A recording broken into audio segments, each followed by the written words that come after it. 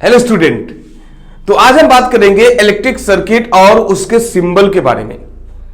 ठीक है, उसके सिंबल्स कितने कितने तरीके से, किसी सर्किट मतलब क्या, जो आप घरों में आपके घरों में जो इलेक्ट्रिसिटी सप्लाई होती है, जो बोर्ड लगा होता है ऑन ऑफ बटन, ठीक है, उसकी वजह से ऑन होता है ऑफ होता है, ये सब पूरा डिटेल में उसके सिंबल क्या होते हैं। सिंबल से आप पता चल जाएगा कि यहाँ पे क्या लगा हुआ, बल्ब का सिंबल क्या है, सेल का सिंबल क्या है। क्योंकि हम लोग क्या, वो तो ओरिजिनल पढ़ाई है, लेकिन उसको हम लोग क्या 2 डायमेंशनल पढ़ाई करेंगे ना, तो उसका एक सिंबल होता है, हर चीज का वायर का एक सिंबल होता है। ठीक है, तो उसके सिंबल के बारे में बात करेंगे और इलेक्ट्रिक सर्किट के बारे में बात करेंगे। तो अभी देखते हैं इलेक्ट्रिक सर्किट क्या होता है। इलेक्ट्रिक सर्किट भाई एक कंटिन्यूअस पाथ है इलेक्ट्रिक करंट का, continuous path of electric current. मतलब जस्ट इलेक्ट्रिसिटी जाए और वहां पर आराम से पास होके पूरा आपके हाथ में कंट्रोल रहे, जैसे बटन जो स्विच होती है ऑन ऑफ आपके हाथ में, तो इलेक्ट्रिसिटी पूरी पूरी सप्लाई होके पूरा पूरा एक कंटिन्यूअस पाथ रहे। मतलब वहां पे इलेक्ट्रिसिटी आराम से पहुंच जाए और जब चाहो जब उसको बंद करो, ऑन करो, ऑफ करो, तो उसको इलेक्ट्रिक सर्किट बोलेंगे। वो एक क्लोज्ड पाथ होता है एक तरीके से। Electric circuit is nothing but a closed path of electricity. जैसे एग्जांपल के लिए ये सब बहुत सिंपल है। एग्जांपल के लिए आप क्या काम करो, एक सेल ले लो, ये एक सेल है जहां पे पॉजिटिव चार्ज है, नेगेटिव चार्ज है। इससे क्या काम करो, एक बल्ब यहां पे जोड़ना है, एक यहां पे बल्ब जोड़ दो भाई। ठीक है, बल्ब का ये सिंबल है बेटा, इसलिए मैंने सिंबल बल्ब का इस्तेमाल कर रहा हूं। देखो ये बल्ब का सिंबल है, यहां पे एक बल्ब जोड़ दो। ठीक है, हो गया continuous path of electricity, circuit बन गई। ओके, मान लो ये 2 वोल्ट की बैटरी हो तो यहां पे पोटेंशियल हो गया। ये बेटा बल्ब मतलब एक तरीके से रेजिस्टेंस है, याद रखना। बल्ब बोलो या एक तरीके से रेजिस्टेंस बोलो, क्यों? क्योंकि बल्ब के अंदर रेजिस्टेंस लगा हुआ है ना। ये सर्किट जाएगा तो यहां पे बल्ब पे जाएगा, फिलामेंट पे करंट जाएगा, उससे पास होकर गुजरने की कोशिश करेगा। लेकिन फिर फिलामेंट बना होता है टंगस्टन का, और जिसकी वजह से क्या करेगा, टंगस्टन उसको इलेक्ट्रिसिटी को पास नहीं करने देगा अपने आप को जल्दी से, बस ये हीट हो जाएगा। हीट वजह से आपको उजाला हो जाएगा। थॉमस अल्वा एडिसन ने यही तो किया था। सबसे पहले प्लेटिनम का इस्तेमाल किया था। ये प्लेटिनम लिया था। टंगस्टन जो होता है, ऐसे होता ना, ऐसे स्प्रिंग टाइप, तो ये जो टंगस्टन था उसका किसका लिया था, वो उसने प्लेटिनम का लिया था। प्लेटिनम बहुत महंगा पड़ता था, बाद में उसका अल्टरनेट स्वैन जो है और थॉमस अल्वा एडिसन मिलकर उसका अल्टरनेट निकाले थे, टंगस्टन। ओके, सवाल यह है कि अगर आप ऐसे कनेक्ट कर दो डायरेक्ट, तो भाई आपको बिना जरूरत के भी बल्ब जलता रहेगा, तो जल्दी से बल्ब खराब हो जाएगा, उसकी लाइफ कम हो जाएगी। तो सिंपल सा एक यहां पे वायर कट कर दो, ऐसे बेटा वायर कट कर दिया ऐसे यहां पर, और जब दिल करेगा, जब इसको जलाना होगा तो इसको दोनों को मिला देंगे, ऑन हो जाएगा। और जैसे इसको ऑफ करना रहेगा, निकाल देंगे, ऑफ हो गया। तब आपके हिसाब से काम करना शुरू कर देगा। बात समझ में आया? तो ये कम से कम चीजें जरूरी है कि भाई सेल के साथ, मान लो कोई बल्ब है तो उसके साथ एक स्विच जरूर होना चाहिए, स्विच भी होनी चाहिए। स्विच नहीं रहेगा तो फिर आपका बिना काम का ये बल्ब जलता रहेगा। तो ये स्विच क्या काम करेगा, कंटिन्यूअस पाथ कर देता है, क्लोज कर देगा। और जब स्विच निकाल दिए तो पाथ कंटिन्यूअस नहीं है। देखो ना, यहां पे इलेक्ट्रिसिटी आई, यहीं पे रुक गया है, और इधर वाला यहां पे रुक गया है। दोनों जब तक मिलेंगे नहीं तब तक कंटिन्यूअस पाथ कंप्लीट नहीं होगा, और कंटिन्यूअस पाथ कंप्लीट नहीं होगा तो समझ लो इलेक्ट्रिसिटी क्या है, पास ही नहीं हो पाएगी। इलेक्ट्रिसिटी पास नहीं होगी, करंट नहीं पास होगा, और करंट पास नहीं होगी तो जाहिर सी बात है भाई इलेक्ट्रिक सर्किट किसी काम का नहीं है। इलेक्ट्रिक सर्किट होने के लिए आपके पास स्विच तो होना चाहिए। स्विच होने से क्या होगा भाई, एग्जैक्टली आपके हाथ में कंट्रोल रहेगा, लेकिन इसको जब स्विच ऑन करते हैं तब एग्जैक्टली वो इलेक्ट्रिक सर्किट बनता है। इलेक्ट्रिक सर्किट मतलब एक क्लोज पूरा पाथ है भाई इलेक्ट्रिक करंट का। ठीक है, अब देखो ये तार जोड़ने के बजाय आजकल क्या करते हैं भाई लोग, यहाँ पे बटन का इस्तेमाल कर देते हैं, है कि नहीं? बटन का इस्तेमाल कर देते हैं, ऑन करते हैं, ऑफ करते हैं, यही अंदर काम होने लगता है। ऑन ऑफ तो ये ज्यादा अच्छा होता है, बार बार जाओगे जोड़ने। खासकर ये डीसी करंट है, सेल है तो ठीक है, एसी करंट में आप जोड़ोगे क्या इतना मेहनत से, हर जगह जाओगे जोड़ने, इसलिए बटन का यूज कर लेते हैं। तो ये एक सिंपल सा सर्किट हो गया। अब जरूरी नहीं कि इलेक्ट्रिक सर्किट सिर्फ इसी तरीके से होता है। अरे भाई आप क्या काम करो, वही बल्ब लो ऐसे पॉजिटिव नेगेटिव, इसको बेटा सेल को हम ऐसे डिनोट कर सकते हैं, पॉजिटिव नेगेटिव, नेगेटिव पॉजिटिव। अब यहां पे क्या करते हैं, इसको बोलते हैं स्विच, यहां पे स्विच लगा देते हैं, ये है हमारा सेल। अब फिर क्या काम करते हैं, इधर एमीटर लगा देते हैं भाई, एमीटर। एमीटर क्या काम करता है, करंट को मेजर करता है। अब अगर रियल में देखते हैं तो ऐसे बना लेते हैं, मतलब और ज्यादा अच्छा सर्किट बनाना है तो यहां पे एमीटर लगा देंगे। एमीटर क्या करता है बेटा, एमीटर वोल्ट जो है करंट कितना जा रही है ये सेल से उसको मेजर कर लेता है, और उससे हम क्या काम करते हैं, पता लगा लेंगे भाई कि इतना करंट जाएगी तो बल्ब की जितना ज्यादा करंट जाएगा उतना ज्यादा ब्राइटनेस होगा। तो ये डिपेंड करेगा ये वायर किस चीज का है भाई। वायर मान लो, ये वायर कंडक्टर तो होगा ही पक्का है, लेकिन वायर किस चीज का है, कॉपर है, एल्यूमिनियम है, ठीक है, क्या है आखिरकार, आयरन है, आयरन मतलब फेरम, एल्यूमिनियम, कॉपर, ठीक है। तो कौन सा वायर है, अलग अलग वायर रहेगा तो अलग अलग रेजिस्टेंस होगा। मैंने अब लास्ट टाइम बता रहा था, तो रेजिस्टेंस से हो जाएगा, जब ज्यादा रेजिस्टेंस रहेगा तो यहां पे करंट कम हो जाएगा। तो यहां पे पता लगा लेंगे भाई कि ब्राइटनेस कम क्यों है, तो पता चलेगा इसके अंदर एमीटर, इसके अंदर क्या है भाई, करंट ही कम हो जा रही है। तो एमीटर क्या काम करता है, करंट को मेजर करने का काम करता है। ये स्विच होती है, ये सेल है। उसके बाद यहां पे बल्ब लगा देंगे सिंपल तरीके से, यहां पे बल्ब लगा दिया भाई, ठीक है। बल्ब को ऐसे सिंबल से डिनोट कर देते हैं, ठीक है। बल्ब को यहां से लगा दिया, हो गया, खत्म, सर्किट कंप्लीट हो गई। अब कभी कभी क्या काम करते हैं भाई, कितना वोल्ट यहां पे जा रहा है। रियल में आपने मान लो एग्जांपल के लिए 5 वोल्ट की बैटरी लगाई है, 5 वोल्ट का सेल लगा हुआ है, एक 5 वोल्ट का सेल है। बैटरी अगर बोलोगे बेटा तो देख मैं क्या बताने वाला हूं, समझ रहे हो ना, इलेक्ट्रिक सिंबल बताने वाला हूं, तो यहां पे ही बहुत कुछ मिल जाएगा आपको। तो यहां क्या है, बैटरी लगा दी। बैटरी का मतलब होता है कई सेल को मिलाकर बैटरी बनता है भाई। तो हमने क्या किया, कई सेल लगा दिया, बन गई बैटरी, ये बन गई बैटरी। अभी मान लो यहां पे भी बैटरी बन गई, बात को समझो यार, ये कुछ है नहीं ये टॉपिक। यहां पे 10 वोल्ट की बैटरी लगा दिया, तो क्या सच में 10 वोल्ट यहां पे जाएगा, ये पता लगाना है कि सच में क्या 10 वोल्ट बैटरी जा रही है भाई। यहां पे सेल हमने 10 वोल्ट का लगाया, तो क्या रियल में 10 वोल्ट मिल रहा है कि नहीं, कि धोखा है। उसको चेक करने का क्या तरीका है, वोल्ट मीटर लगा दो। तो वोल्ट मीटर लगाने से क्या होगा, पता चल जाएगा भाई कि रियल में 10 वोल्ट जा रहा है या कुछ लॉस हो जा रहा है सर्किट के अंदर। तो सर्किट के अंदर कुछ लॉस हो जाएगा। तो रियल में पता लगाने के लिए क्या काम करेंगे, यहां पे क्या काम करते हैं भाई, सिंपल एक वोल्ट मीटर लगा देते हैं। क्या करेंगे भाई, एक वोल्ट मीटर लगा देंगे। आप सोच रहे हो कि सर ये ऐसा क्यों कर रहे हो आप, वोल्ट मीटर यहीं कहीं लगा देते ना। तो वही तो नहीं कर, वही तो बताना है मुझे, वही तो मेरा मकसद है बताने का। मान लो ऐसे वोल्ट मीटर आपने लगा दिया, कुछ हर्ज नहीं है, किधर भी लगा दो ऐसे। तो आपने यहां वोल्ट मीटर लगा दिया। वोल्ट मीटर क्या काम करेगा, बताएगा कि कितना वोल्ट है। लेकिन आप एक ध्यान दे रहे हो एक बात को, जिसके इसके पैरेलल में मैंने लगाया है, वोल्ट मीटर को मैंने पैरेलल में लगाया है और इसको सीरीज में लगाया है। देखो ना, जैसे करंट जा रही है उसे लगाया मैंने। तो याद रखना, एमीटर जो है हमेशा सीरीज में लगेगा। बेटा इसमें बहुत सारी टॉपिक्स है, एक बात मैंने कंप्लीट कर दिया। सबसे पहली बात मैं सिंबल कुछ बता दिया भाई, वायर का सिंबल क्या होता है, स्विच का सिंबल, सेल का सिंबल, बैटरी का सिंबल, एमीटर का सिंबल, वोल्ट मीटर का सिंबल, बल्ब का सिंबल। सिंबल भी मैं बता रहा हूं इनडायरेक्टली, और सर्किट भी मैं बता रहा हूं। मैं सर्किट के साथ साथ सिंबल भी बता रहा हूं, ठीक है। अब बचे क्या है, 2-3 सिंबल है यार। तो अब यहां पे क्या है, वोल्ट मीटर क्या काम करता है बेटा, मेजर करता है कि वोल्ट कितना है, इलेक्ट्रिक पोटेंशियल डिफरेंस कितना है। तो पोटेंशियल डिफरेंस को मेजर कर लेता है ये वोल्ट मीटर। ये कभी भी पैरेलल में लगेगा। उसका वजह क्या होता है, क्योंकि सीरीज में वोल्टेज लॉस होता है और पैरेलल में वोल्ट कभी भी इलेक्ट्रिक पोटेंशियल डिफरेंस लॉस नहीं होता है, बहुत कम होता है। और ये एमीटर जो है सीरीज में इसलिए लगा होता है क्योंकि एमीटर जो है करंट जो है वो सीरीज में हमेशा क्या होती है, हमेशा ज्यादा होती है, मतलब बहुत कम लॉस होता है करंट के अंदर सीरीज में अगर रहेगा तो। और जैसे ब्रांच बनता है तो करंट क्या होती है, डिवाइड हो जाती है। जैसे मान लो नदी है, नदी से पानी जा रहा हो, तो जैसे उसके अंदर छोटे छोटे नाले बनाए जाएंगे, ब्रांच बनाए जाएंगे, तो वो क्या होगा, पूरा पूरा बढ़ जाएगा, उसकी धारा पूरी पूरी क्या है भाई, बढ़ जाएगी चारों तरफ।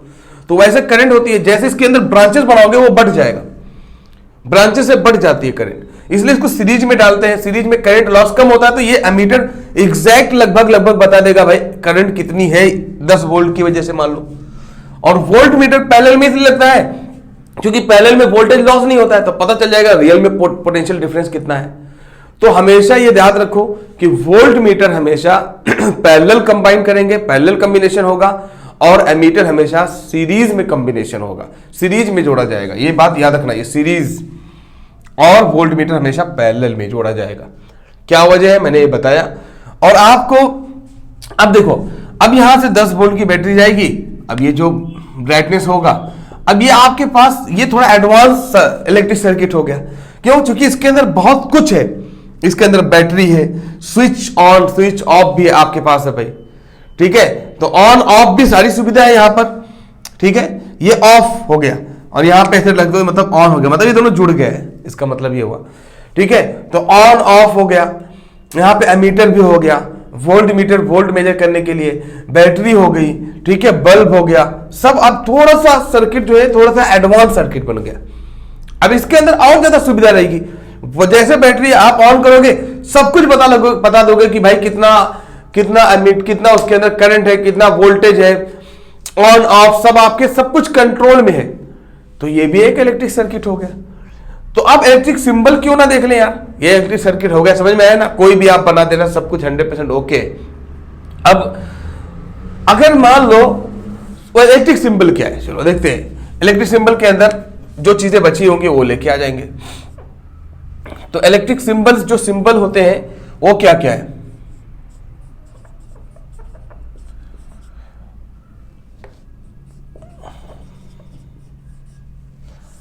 इलेक्ट्रिक सिंबल या इलेक्ट्रिकल सिंबल, खासकर इलेक्ट्रॉनिक और इलेक्ट्रिकल में फर्क है बेटा, यहां पे इलेक्ट्रिकल ही लिखना बेहतर होगा। इलेक्ट्रिकल सिंबल आप जानते होंगे कि इलेक्ट्रिकल और इलेक्ट्रॉनिक में बहुत ज्यादा जमीन आसमान का फर्क है भाई। इलेक्ट्रिकल का मतलब क्या होता है, जो आप जो है जितनी सर्किट जो आप अपने आंखों से आराम से देख सकते हो, जो जनरली इस्तेमाल किए जा रहे हैं, वो सब इलेक्ट्रिकल एनर्जी है, इलेक्ट्रिकल सर्किट है। और इलेक्ट्रॉनिक क्या होता है, वो बहुत ज्यादा स्मॉल जो है कंपोनेंट होते हैं। तो बहुत ज्यादा स्मॉल कंपोनेंट होंगे और कभी कभी इनविजिबल फॉर्म में भी होंगे, उनको हम इलेक्ट्रॉनिक बोलते हैं। तो मैं इलेक्ट्रिकल पढ़ने वाला हूं। तो इलेक्ट्रिकल सिंबल में अगर देखा जाए, सबसे पहली बात भाई, तो आपके पास ये वोल्ट मीटर हो गया, मतलब वोल्ट को मेजर करने के लिए वोल्ट मीटर, तो ऐसे मेजर करेंगे। देखो एमीटर हो गया, मतलब करंट को मेजर करने के लिए भाई एमीटर का इस्तेमाल करते हैं। जितना बोल रहा हूं उसको सुनते भी जाओ, ठीक है। स्विच ऑन हो गई, इसका मतलब स्विच ऑफ है। क्या है इसमें बड़ी बात है यार, स्विच ऑन को कभी कभी क्या है ऐसे भी डिनोट कर देते हैं, ये ले लिया यहां पे बना दिया भाई ऑन हो गया, सिर्फ ऐसे कर दिया ऐसे ऑफ हो गया, ठीक है। सेल को देखा जाए तो सेल ऐसे मेजर किया जाता है, और आपके सामने भी बनाया था, सेल भी बना सकते हो, ये माइनस ये प्लस होता है।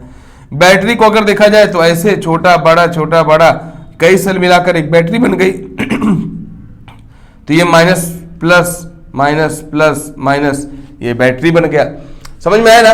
कब ये आपके ये बहुत सिंपल है, लेकिन एग्जाम में आता है कभी कभी, ठीक है, इसलिए बोल रहा हूं। एग्जाम में काफी, मैं तो बोल रहा हूं अक्सर बार क्या है जरूर आ जाता है कि वोल्ट मीटर एमीटर का सिंबल क्या होता है, क्या काम करता है। सिंपल है भाई, आपको समझ में आ गया। Combination of cell is called battery, ठीक है।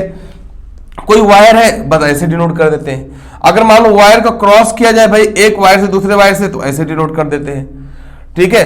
करंट को मेजर करना है कि करंट है कि नहीं, सिर्फ करंट का मेजर करना है, करंट है कि नहीं और कुछ नहीं। किसी सर्किट के अंदर करंट है कि नहीं, सिर्फ इतना बताने के लिए गैल्वेनोमीटर का इस्तेमाल करते हैं। क्या नाम है इसका बेटा, गैल्वेनोमीटर। इसका नाम है volt meter, ammeter, switch on switch off, cell, battery, wire, cross wire, ठीक है, वायर क्रॉसिंग, ये गैल्वेनोमीटर। गैल्वेनोमीटर होता है जस्ट डिटेक्ट करता है, इट डिटेक्ट इलेक्ट्रिक करंट, बस और कुछ नहीं। कि इलेक्ट्रिक करंट कितना ये नहीं बताएगा, इलेक्ट्रिक करंट है कि नहीं ये गैल्वेनोमीटर बताता है, ठीक है। ये आपको सिंबल समझ में आए, बोलो। उसके बाद कुछ सिंबल्स और भी हैं, जैसे एग्जांपल के लिए यहां पे अगर देखा जाए बल्ब, तो बल्ब को भाई हम लोग ऐसे डिनोट करते हैं, तो ये इलेक्ट्रिक बल्ब हो गया। हाँ, अब क्या है, एक सिंबल और इस्तेमाल किया था ज्यादातर, ये होता है रेजिस्टेंस। देखो ना, बहुत सारे सिंबल्स हैं आपके सिलेबस में, यही होता है रेजिस्टेंस। अब अगर मान लो रेजिस्टेंस क्या कर रहा है, कंटिन्यूअस चेंज हो रहा है। रेजिस्टेंस मतलब भाई ये रुकावट, इसके अंदर हर वायर के अंदर अपना एक रुकावट होता है, एक फिक्स्ड रुकावट होता है, तो इसको हम लोग रेजिस्टेंस बोलेंगे। लेकिन अगर रेजिस्टेंस बदल रहा है, रेजिस्टेंस कम और ज्यादा हो रहा है, रेजिस्टेंस मतलब रुकावट, करंट की रुकावट, तो हर एक मटेरियल का अलग अलग होता है रेजिस्टेंस, अपना फिक्स्ड होता है। लेकिन आपको मालूम होना चाहिए कि रेजिस्टेंस को कम ज्यादा भी किया जा सकता है, रेजिस्टेंस को वेरिएबल भी किया जा सकता है, रेजिस्टेंस कम भी किया जा सकता है, ज्यादा भी किया जा सकता है। उसके लिए एक छोटी सी डिवाइस इस्तेमाल होती है जिसका नाम है रिहोस्टेट। क्या नाम है भाई? रिहोस्टेट। रिहोस्टेट क्या काम करता है? रेजिस्टेंस को कम और ज्यादा करने की टेंडेंसी रखता है। तो रिहोस्टेट एक छोटा सा समझ लो एपरेटस, एक डिवाइस होता है जो क्या काम करता है, रेजिस्टेंस को कम ज्यादा मतलब रेजिस्टेंस को बदल सकता है। तो रेजिस्टेंस अगर वेरिएबल है, बदल रहा है, तो उसको हम लोग ऐसे, इसका मतलब बदल रहा है, तो इसको हम लोग वेरिएबल रेजिस्टेंस बोलेंगे। वेरिएबल रेजिस्टेंस का मतलब क्या हुआ भाई कि रेजिस्टेंस बदल रहा है, और इसको रिहोस्टेट भी बोलेंगे। तो रिहोस्टेट भी बोलेंगे। तो रिहोस्टेट मतलब क्या काम करेगा भाई, ये रेजिस्टेंस को बदलेगा भी, ठीक है, रेजिस्टेंस को कम ज्यादा किया जा सकता है, जिसको रिहोस्टेट बोलेंगे। ठीक है, यह बात क्लियर हो गई भाई? बस इतनी है, यही सिंबल है, यही सिंबल इस्तेमाल किए जाते हैं। हो गया। तो इलेक्ट्रिक सिंबल्स जो कंपोनेंट्स हैं वो क्या क्या इस्तेमाल किए जाते हैं आपके सामने बता दिया, उसका काम भी बता दिया मैंने। ठीक है, ओके। तो अभी हम बात करेंगे कॉम्बिनेशन ऑफ रेजिस्टेंस। तो अगर एक या एक से ज्यादा रजिस्टर को, दो या दो से ज्यादा रजिस्टर को यानी बल्ब ले लिया जाए, उसको कंबाइन कर दिया जाए, जोड़ दिया जाए एक के बाद एक। अब वो जोड़ने का तरीका क्या हो सकता है भाई, या तो उनको सीरीज में जोड़ दिया जाए या तो पैरेलल में जोड़ दिया जाए, जस्ट एक के ऊपर एक के ऊपर एक, ऐसा। ठीक है, अगर ऐसा कंबाइन कर दिया जाए तो देखेंगे भाई कि रेजिस्टेंस पे क्या फर्क पड़ता है, करंट पे क्या फर्क पड़ता है, वोल्टेज पे क्या फर्क पड़ता है, ठीक है, ब्राइटनेस पे क्या फर्क पड़ता है, ये सब पूरा हम लोग चेक करने वाले हैं। तो देखते हैं, अगर मान लो रेजिस्टर, अगर मैं सबसे बढ़िया एग्जांपल दूं यार, रेजिस्टेंस का सबसे बढ़िया एग्जांपल क्या है, बल्ब है। क्यों बल्ब है भाई? क्योंकि बल्ब के अंदर क्या होता है, टंगस्टन लगा होता है, और टंगस्टन क्या काम करता है, वो रेजिस्टेंस को कम करता है, रेजिस्टेंस को रोकता है। रेजिस्टेंस उसके अंदर बहुत ज्यादा होता है टंगस्टन के अंदर। कौन एक्सपेरिमेंट किया था भाई टंगस्टन का? सबसे पहले थॉमस अल्वा एडिसन ने। इसी की वजह से तो बल्ब का इन्वेंशन किया भाई। बल्ब कैसे इन्वेंशन हुआ? क्योंकि वही टंगस्टन का इस्तेमाल, सबसे पहले उसने प्लेटिनम का इस्तेमाल किया था, बाद में उसने क्या किया, प्लेटिनम महंगा पड़ने की वजह से उसने टंगस्टन में इसको चेंज कर दिया था। तो टंगस्टन क्या काम करता है, करंट को रोकता है, करंट को आगे बढ़ने से रोकता है, और करंट को आगे बढ़ने से रोकता है, इसकी वजह से क्या होता है, वो हीट जनरेट हो जाती है, और जब हीट जनरेट होती है उसकी वजह से रोशनी, जो लाइट मिलती है आपको, ब्राइटनेस जो मिलती है, वो कहीं ना कहीं रेजिस्टेंस के रोकने की, रेजिस्टेंस की ही वजह से होती है, करंट के रुकने की ही वजह से होती है, वो लाल हो जाता है, और उसकी वजह से क्या होता है, ब्राइटनेस आ जाता है, हीट एनर्जी, लाइट एनर्जी एक तरीके से हीट एनर्जी में चेंज हो जाती है। तो यही बल्ब को आप क्या काम करो, मैं आपको प्रैक्टिकली एग्जांपल दूं कि आप एक सेल ले लो, और उस सेल से ऐसे जस्ट एक सेल ले लो, और सेल से एक बल्ब, फिर दूसरे बाद एक दूसरा बल्ब, तीसरा बल्ब, ऐसे दो तीन बल्ब एक साथ में जोड़ दो, ठीक है, सीरीज में। और वही चीज क्या है, वायर अलग अलग ले लेकर अलग अलग बल्ब जोड़ दो, तो देखोगे कि ब्राइटनेस में क्या फर्क पड़ेगा। उसको हम लोग सब कुछ प्रैक्टिकली देखने वाले हैं, सब कुछ प्रैक्टिकली देखेंगे, 100% जो भी हम बोल रहे हैं यहां पर उसको प्रैक्टिकली देखेंगे, तभी आपको समझ में आ जाएगा। एग्जैक्टली एक्सपेरिमेंट करेंगे। पहले देख ले भाई कि इसका कॉम्बिनेशन दो तरीके से होगा। सबसे पहली बात तो रेजिस्टेंस इन सीरीज में करेंगे भाई, एक के बाद एक। सीरीज का मतलब होता है एक के बाद एक, जस्ट पैरेलल। दूसरा कॉम्बिनेशन होगा पैरेलल।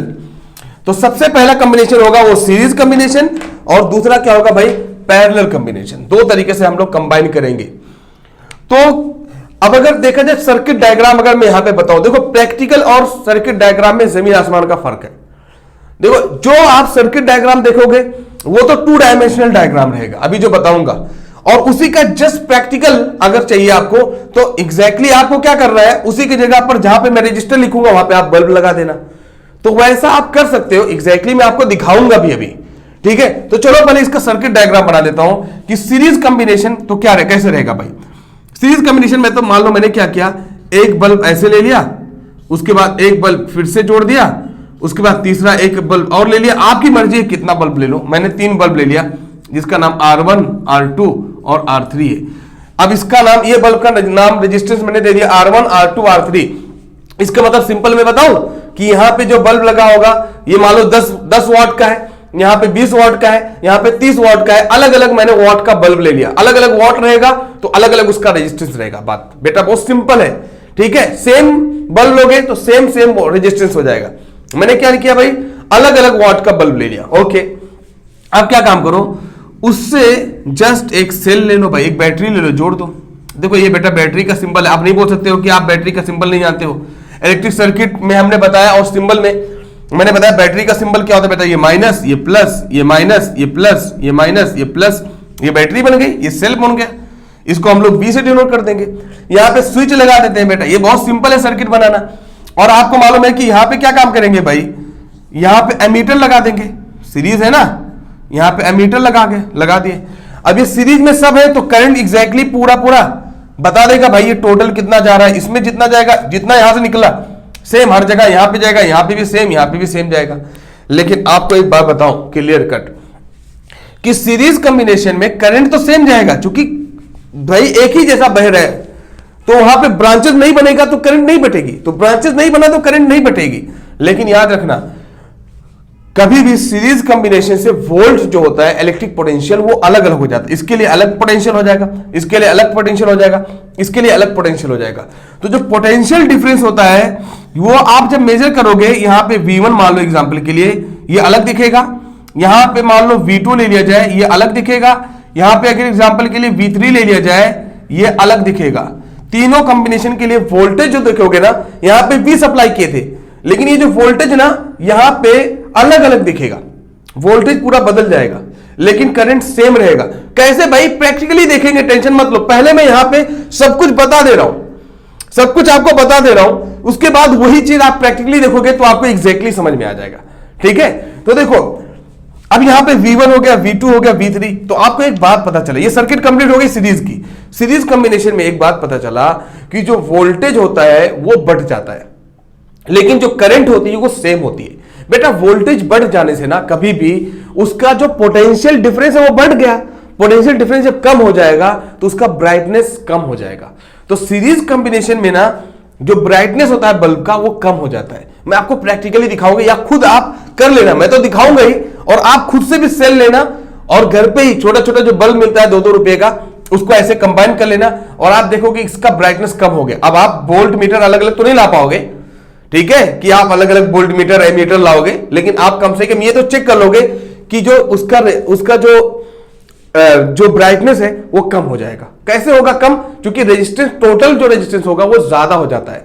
रेजिस्टेंस बढ़ेगा तो जो इफेक्टिव करंट होगा वो कम हो जाता है, ठीक है। तो आपको ये प्रैक्टिकली दिखाता हूं, पहले मैं प्रूफ कर दूं ये चीज जो आपको समझ में आ जाएगा, ठीक है। तो बेटा अगर कोई बोले सीरीज कॉम्बिनेशन, तो सिंपल ये डायग्राम बना दिया मैंने।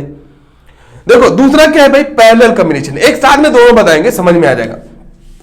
पैरेलल कॉम्बिनेशन क्या है भाई, एक बल्ब इधर ले लिया, उसके साथ साथ में एक पैरेलल बल्ब इधर ले लिया, ठीक है, ऐसे यार कोई दिक्कत नहीं है। ऐसे पैरेलल बल्ब एक और ले लिया, एक और पैरेलल बल्ब ले लिया मैंने, ठीक है, 3 बल्ब ले लिया मैंने, 3 बल्ब लिया है, ठीक है।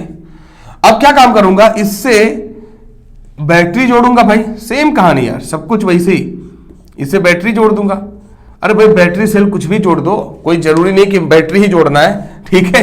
यहां पे वोल्ट, यहां पे सर्किट हमने क्या किया, स्विच ऑन स्विच ऑफ करने के लिए लगा दिया। बेटा यहां पे मान लो आपने एमीटर लगाया हुआ है, एमीटर ए लगा हुआ है, तो ये जो एमीटर है, ये जो करंट है, ये देखो यहां पर जा ब्रांच बन गया, टोटल जा रहा था, मान लो एक नदी है, नदी से पानी जा रहा था, लेकिन एक नाला बन गया एक अलग से, फिर एक कैनल बन गई, फिर एक कैनल बन गई, तो करंट क्या हो रहा है, ब्रांचेस में बढ़ जा रहा है। तो यहां पे आप खुद सोच सकते हो कि यहां पे करंट अलग हो जाएगा, यहां पे करंट अलग हो जाएगा, यहां पे करंट अलग हो जाएगा। और कभी भी एमीटर को सीरीज में जोड़ा जाता है, तो बेटा अगर मान लो इसका नाम R1 है तो इसका नाम एमीटर 1 दे दिया जाए, इसका नाम R2 है तो इसका नाम एमीटर 2 दे दिया जाए, इसका नाम R3 है तो इसका नाम एमीटर 3 दे दिया जाए। लेकिन एक बात बताओ, कभी भी जो पैरेलल में वोल्टेज सेम रहेगा, जितना वोल्ट यहां पे V जा रहा है ना, यहां पे भी V जा रहेगा, यहां पे भी V जाएगा, यहां पे भी V जाएगा, वोल्टेज सेम होता है। तो पैरेलल कॉम्बिनेशन में वोल्टेज सेम होता है लेकिन करंट ब्रांचेस बनने की वजह से क्या हो जाती है, डिवाइड हो जाती है। और सीरीज कॉम्बिनेशन में वोल्टेज क्या होता है, डिफरेंट हो जाता है लेकिन करंट सेम होती है। तो यहां पे एक पॉइंट मिला आपको, क्या मिला भाई, कि सीरीज कॉम्बिनेशन में, in series combination current will be same. अब मैंने यहां पे एमीटर लगाया हुआ भाई, इसका नाम ए दे दिया है, एमीटर 1 एमीटर 2। आप चाहो तो अगर बोलो कि यहां पे करंट टोटल आई जा रही थी, मान लो एग्जांपल के लिए मैं बाहर लिख दे रहा हूं, करंट अगर आई जा रही थी तो यहां पे क्या हो जाएगी भाई, I1 हो जाएगी करंट, यहां पे क्या नाम हो जाएगा I2, यहां पे क्या हो जाएगा करंट I3। तो और यहां पे देखो करंट ए जा रही थी तो हर जगह करंट सेम होगी। तो इन सीरीज कॉम्बिनेशन करंट क्या होगी, करंट रिमेन सेम, है कि नहीं। तो ये क्या लिखोगे, इन सीरीज कॉम्बिनेशन करंट क्या होगी भाई, करंट सेम होगी, ठीक है। बट जो पोटेंशियल होगा, वोल्टेज, जो वोल्टेज होगा भाई वो डिफरेंट रहेगा, ठीक है। ऐसे इतना लफ्ज काफी है, इतना ही समझना काफी है। पैरेलल कॉम्बिनेशन में जो वोल्टेज होगा वो सेम रहेगा, वोल्टेज क्या होगा भाई, सेम रहेगा, बट करंट जो है वो क्या हो जाएगी बेटा, बट जाएगी, करंट हो जाएगी डिफरेंट। सिर्फ इतना दिमाग में रखो। अगर आपको लिखना है तो ऐसे लिखोगे, in series combination current remain same end voltage will be different. क्यों होगा डिफरेंट, मैंने ये वजह बता दिया। In parallel combination voltage will be same and current will be different, ठीक है। ये कॉम्बिनेशन, ये सर्किट डायग्राम बनाओगे, पूरा मार्क्स, एक मार्क्स नहीं कटेगा, एक मार्क नहीं जाएगा, याद रखना, पूरा पूरा मार्क्स मिलेगा। अब यार सिंपल सी बात है, मैं सीरीज कॉम्बिनेशन को यहां पे लेता हूं, पैरेलल कॉम्बिनेशन को इधर लेता हूं, डिराइव करते कुछ फार्मूला। बाद में मैं बोल रहा हूं, लास्ट में मैं क्या काम करने वाला हूं, प्रैक्टिकली दिखाने वाला हूं भाई क्या होगा। जो यहां पे दिखाऊंगा, जो बना रहा हूं, वो एक चीज प्रैक्टिकली दिखा दूंगा, आपको समझ में आ जाएगा, ठीक है। अब देखो ये क्लियर कट आपको समझ में आ गया, सारी कहानी समझ में आ गई, ठीक है। अब एक काम करते हैं, सबसे पहले मैं तो बोल रहा हूं, सबसे पहले चलो प्रैक्टिकल देख लेते हैं।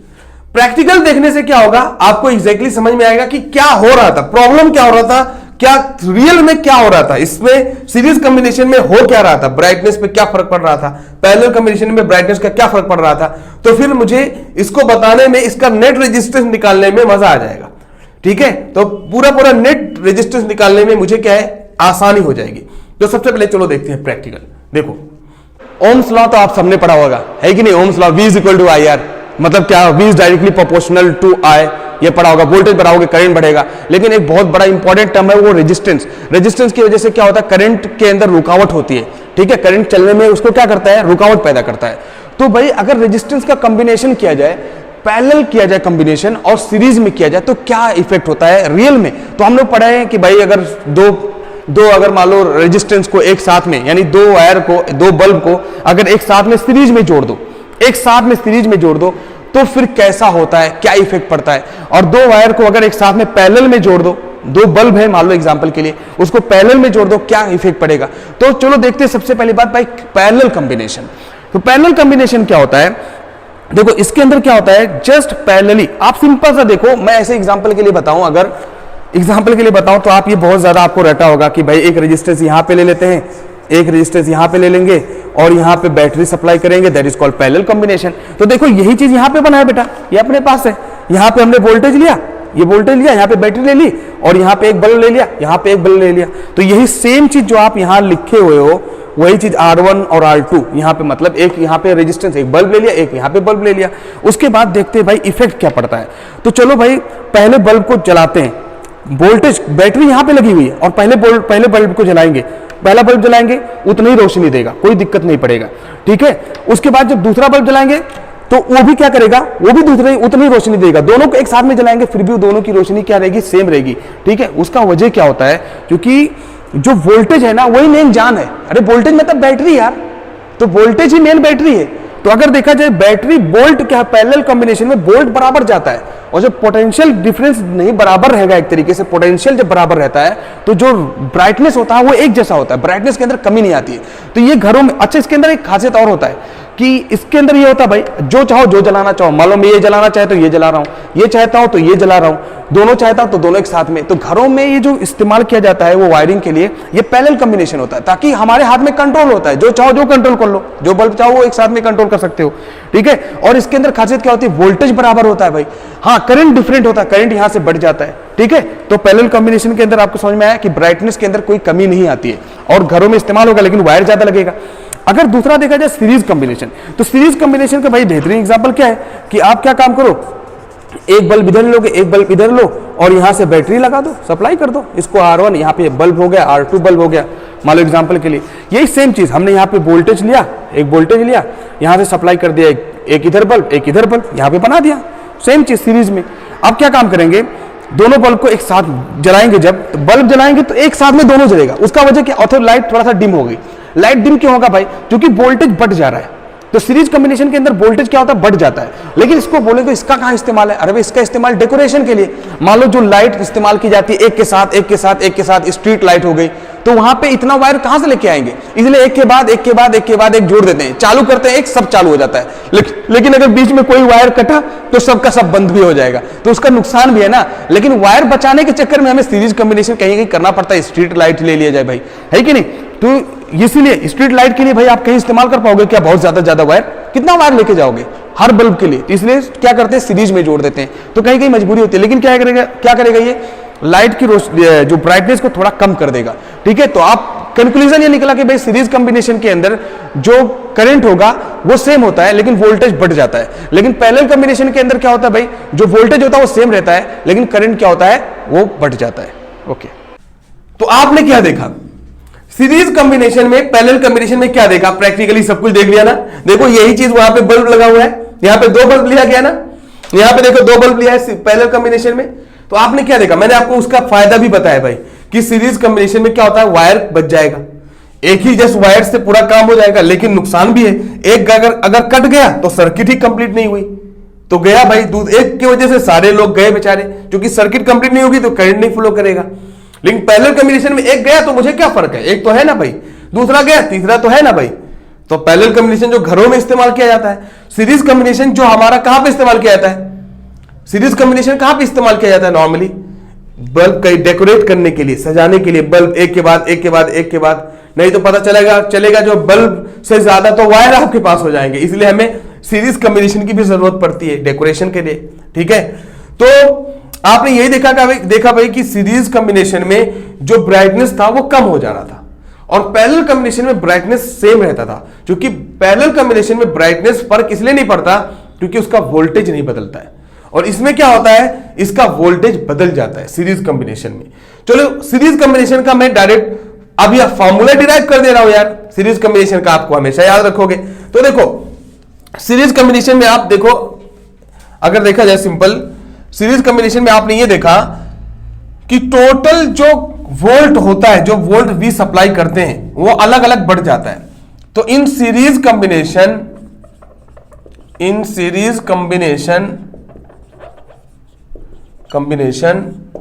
क्या देखा भाई, जो वोल्टेज है, टोटल वोल्टेज जो होता है वो अलग अलग वोल्टेज में बढ़ जाता है, V1 plus V2 plus V3, total voltage में बढ़ जाएगा। कितना भी आप ऐसे बल्ब जोड़े रहोगे एक के बाद एक।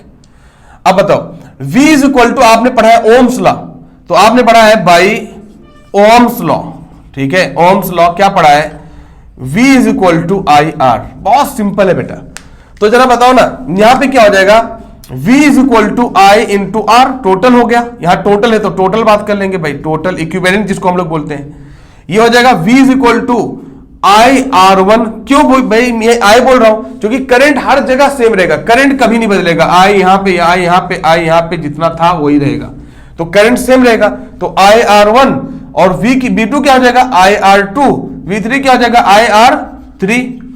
अब बताओ यहां पे I हर जगह सेम है तो I बाहर निकाल लिया बेटा, तो R1 plus R2 plus R3, बताओ। और यहां पे IR टोटल है, इसको T टोटल बोल दूं मैं, तो बेटा ये बताओ R2, ये इसको I इधर लेके चलाऊं, ला सकता ना, इसको बचाऊंगा तो इसको नीचे आ जाएगा, तो ये IR total divide by I is equal to R1 plus R2 plus R3, ऐसे जितना भी ज्यादा बल्ब होता है वो सब जुड़ जाता, कोई दिक्कत नहीं है, तो बताओ बेटा, ये आया कट गया, तो जो आर टोटल मिला जिसको इक्विवेलेंट बोलते हैं, आर टोटल मिला वो R1 plus R2 plus R3 ये जुड़ गया।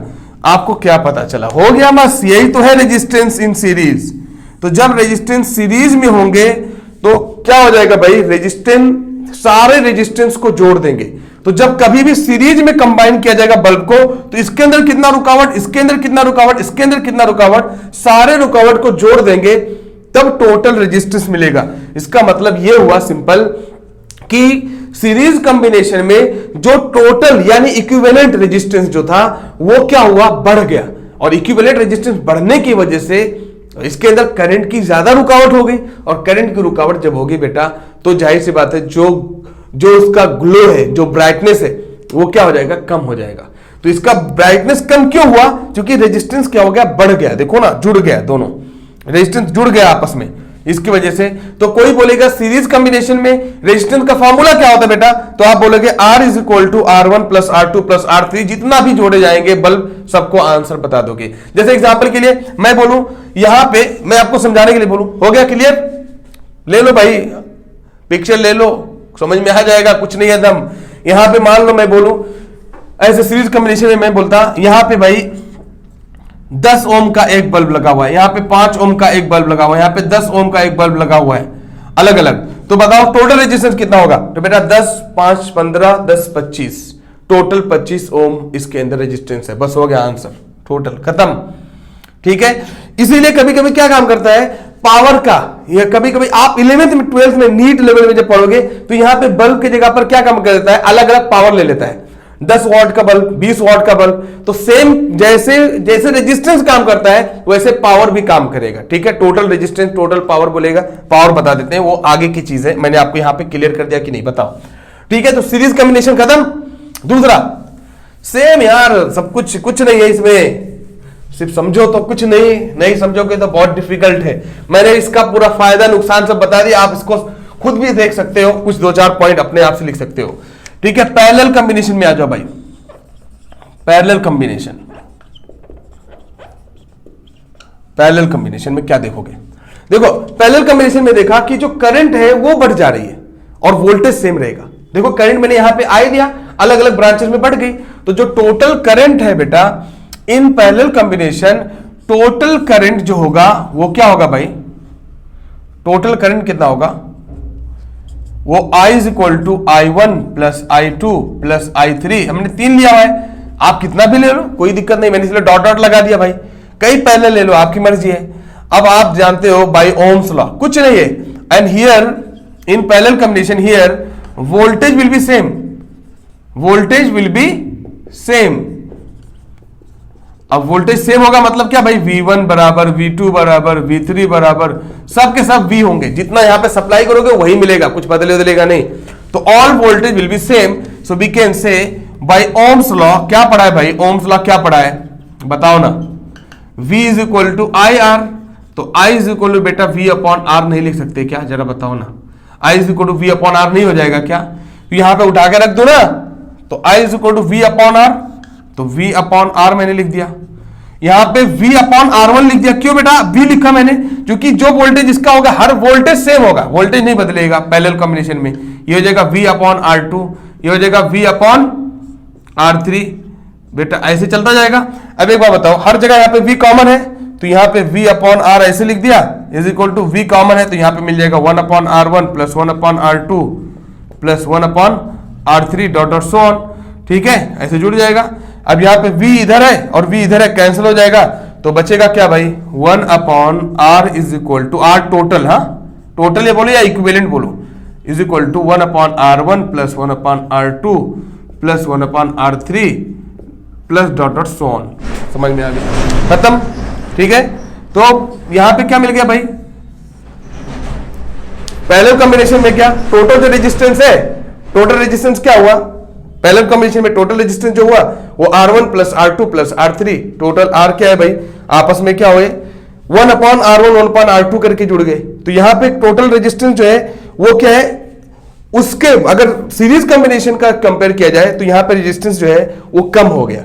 ठीक है, तो यही था सीरीज और पैरेलल कॉम्बिनेशन। ठीक है, अभी हम बात करेंगे बहुत ही ज्यादा इंपॉर्टेंट रिलेशन टर्म्स, जिनको जो कहीं ना कहीं इन पांचों में से कोई ना कोई एक जरूर आपके एग्जाम में आता है, किसी भी तरीके से उसका सम आ जाएगा या उसका क्या है डायरेक्ट डेफिनेशन आ जाती है, फॉर्मूला बेस्ड क्वेश्चंस हो जाते हैं, और बहुत जरूरी भी है जानना। तो किसी चीज को आप समझ गए कि भाई ये महंगी है, अच्छी है, बुरी है, लेकिन उसको मेजर करना भी तो आना चाहिए, उसको कैसे कैसे बेचा जाए।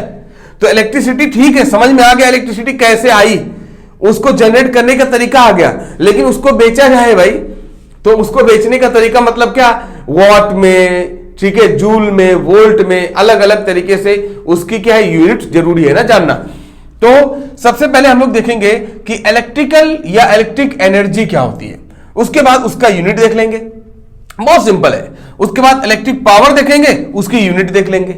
फिर जो commercial unit of electric power, मतलब जो घरों में इस्तेमाल करते हो हम लोग, वहां पे आता है 1 यूनिट, 2 यूनिट होता है ना इलेक्ट्रिक पावर, जो आप घरों में अपनी इलेक्ट्रिसिटी इस्तेमाल करते हो, तो जो आपका बिल आता है वो किसमें होता है, यूनिट में, 10 यूनिट, 20 यूनिट। तो यूनिट क्या है भाई, वही 1 यूनिट बराबर 1 किलोवाट आवर होता है।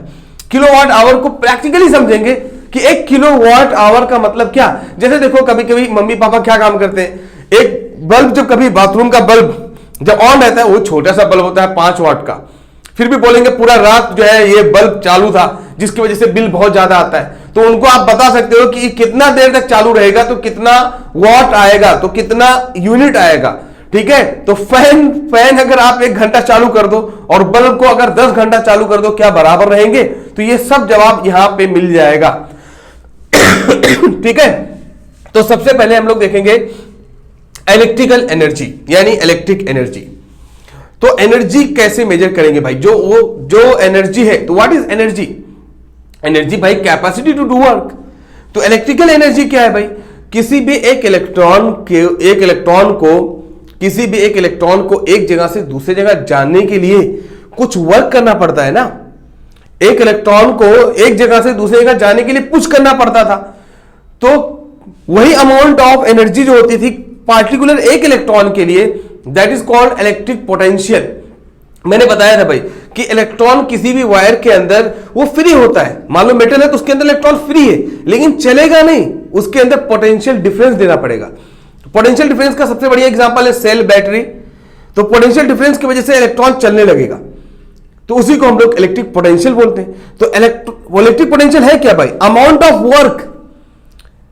Of work required to push an electron from one place to another place, that is called electric potential. तो आपने ऐसे लिखा था, सिंपल, आपने ऐसे लिखा था electric potential V is equal to W upon Q।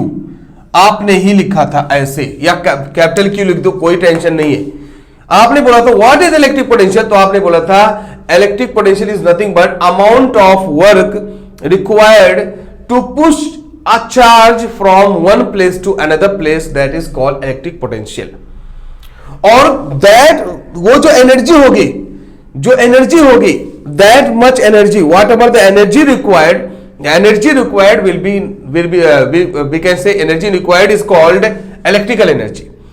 तो जो वहां पे एनर्जी जिसकी वजह से इलेक्ट्रॉन को देनी पड़ी थी एक पार्टिकुलर चार्ज के लिए, चलाने के लिए, उसका नाम तो हम लोग क्या बोलते हैं, इलेक्ट्रिक पोटेंशियल है। और वो एनर्जी जो होती है उसका नाम इलेक्ट्रिक एनर्जी है। तो इलेक्ट्रिकल एनर्जी क्या है भाई, the energy by which we can push one electron from one place to another place, that is called electric energy. तो ये बेटा W मतलब इलेक्ट्रिक वर्क डन या एनर्जी है। तो यहां पर W क्या हो जाएगा, W is equal to Q into V हो जाएगा, देख लो सामने है, W is equal to Q into cross multiply कर देंगे, V हो जाएगा। सारा खेल यहीं से है, बस कहानी खत्म हो जाएगी, याद रखना सब कुछ यहीं पे है, सारा आंसर, ये सारा चीज यहीं पे छुपा हुआ है। अभी मैं आपको समझाऊंगा कैसे, पूरा एक एक बात क्लियर करके बताऊंगा। तो सबसे ज्यादा जरूरी एक ही टर्म है, what is electric potential. Electric potential is nothing but amount of work, potential difference या बोल दो इलेक्ट्रिक पोटेंशियल डिफरेंस। तो amount of work required to push a positive charge, to push electron from one place to another place, that is called electric potential. Mathematically लिखा जाए, amount of work for a positive charge is called electric potential. तो that amount of work, कौन सा work रहेगा? Electrical work. So what is electrical work? यहां पे वही तो हम लोग पढ़ रहे हैं, what is electrical energy? The energy by which an electron can be pushed from one place to another place, that is called electrical energy। और उसको हम लोग मैथमेटिकली लिखना चाहे बेटा तो W is equal to Q into V। अब देखो कैसे खेल चालू होता है। देखो आपने पढ़ा है कि V is equal to IR by Ohm's law. हम जानते हैं कि by Ohm's law voltage is equal to current into resistance. बेटा दूसरा वीडियो में आप देखोगे सब कुछ हमने उसमें डिटेल में बताया हुआ है, ठीक है। Terms, important terms in electricity आप चेक करोगे सब कुछ मिल जाएगा डिटेल्ड में। तो V is equal to IR Ohm's law होता है, तो यहां पे V की जगह पर ओम्स लॉ IR लिखूंगा, तो Q ऐसे रहने दूं, इसकी जगह पर I इंटू R लिख दूंगा, तो एक नया फॉर्मूला W का ऐसे बन सकता है। तो work that is nothing but electric energy. तो इलेक्ट्रिक वर्क बोले या इलेक्ट्रिक एनर्जी बोले एक ही बात है, ठीक है। W is equal to Q into IR बोल सकते हैं कि नहीं? ठीक है। नेक्स्ट आप ये भी पढ़े बेटा कि Q is equal to IT होता है, I करंट इंटू टाइम। क्यों? क्योंकि हमने ऐसे पढ़ाया था। देखो ना, व्हाट इज करंट, मैंने बहुत अच्छे से बताया, वो टर्म्स पूरे याद होने चाहिए। What is current? Rate of charge is called current. Rate मतलब टाइम, कितने टाइम में कितना चार्ज फ्लो कर रहा है, दैट इज कॉल्ड करंट। तो जब कभी टाइम से कोई चीज डिवाइड होती है उसका नाम रेट होता है, तो rate of charge is called current. So I is equal to Q upon T। बताओ क्लियर है कि नहीं? तो rate of charge is called current, so Q is equal to IT नहीं हो जाएगा बेटा? तो अब ये मत बोलना कि नहीं मालूम है। Q is equal to IT cross multiply कर दिया, यहां पे उठा के रख दो फिर से। W is equal to Q के जगह पर IT रख दो और V पहले रख दो, तो ये बन जाएगा VIT, है कि नहीं? तो वर्क का फॉर्मूला ये भी लिख सकते हो बेटा, कोई गलत है क्या? W is equal to Q की जगह पर IT रख दिया मैंने, तो W is equal to V ऐसे रहने दिया, Q की जगह पर IT, तो VIT बन गया। अच्छा फिर से V की जगह पर IR लिखो, देखो ना यहां सामने V की जगह पर IR, यहां पे Q की जगह पर IT रखो, कैसी भी मर्जी किधर भी घुमाओगे सब आंसर आएगा। V की जगह पर IR लिखो, यहीं पे सामने रख दे रहा हूं, तो V की जगह पर IR लिखो और IT पहले से है, तो ये हो जाएगा बेटा I स्क्वायर RT। कोई दिक्कत है तो बता दो, इसमें कुछ गलत बोल रहा हूं तो बताओ, कोई गलत है इसमें? यही तो हो गया। V की जगह पर IR, I की जगह पर क्या इधर उधर सब घुमा रहे हैं बस बातों को, इसको जस्ट इधर का उधर घुमा रहे हैं भाई। अब एक बात बताओ, यहां पे आपको क्लियर हो गया, V की जगह पर हमने क्या रख दिया भाई? IR रख दिया, तो ये फॉर्मूला मिल गया। तो देखो आपके पास ये भी एक फॉर्मूला है, आपके पास ये भी एक फॉर्मूला है, आपके पास ये भी एक फॉर्मूला है, आपके पास ये भी एक फॉर्मूला है। देखे ना, मतलब एक ही चीज है और सिर्फ उसके अंदर फॉर्मूला लगा रहा हूं मैं, तो चीजें बदलती जा रही है, उसका तरीका बदलता जा रहा है, बस और कुछ नहीं हो रहा है। हालांकि ये ज्यादातर इस्तेमाल होता है, ये बहुत ज्यादा इस्तेमाल होता है। तो इलेक्ट्रिकल एनर्जी का फॉर्मूला आपको समझ में आ गया कि फॉर्मूला सबसे पहले क्या होगा।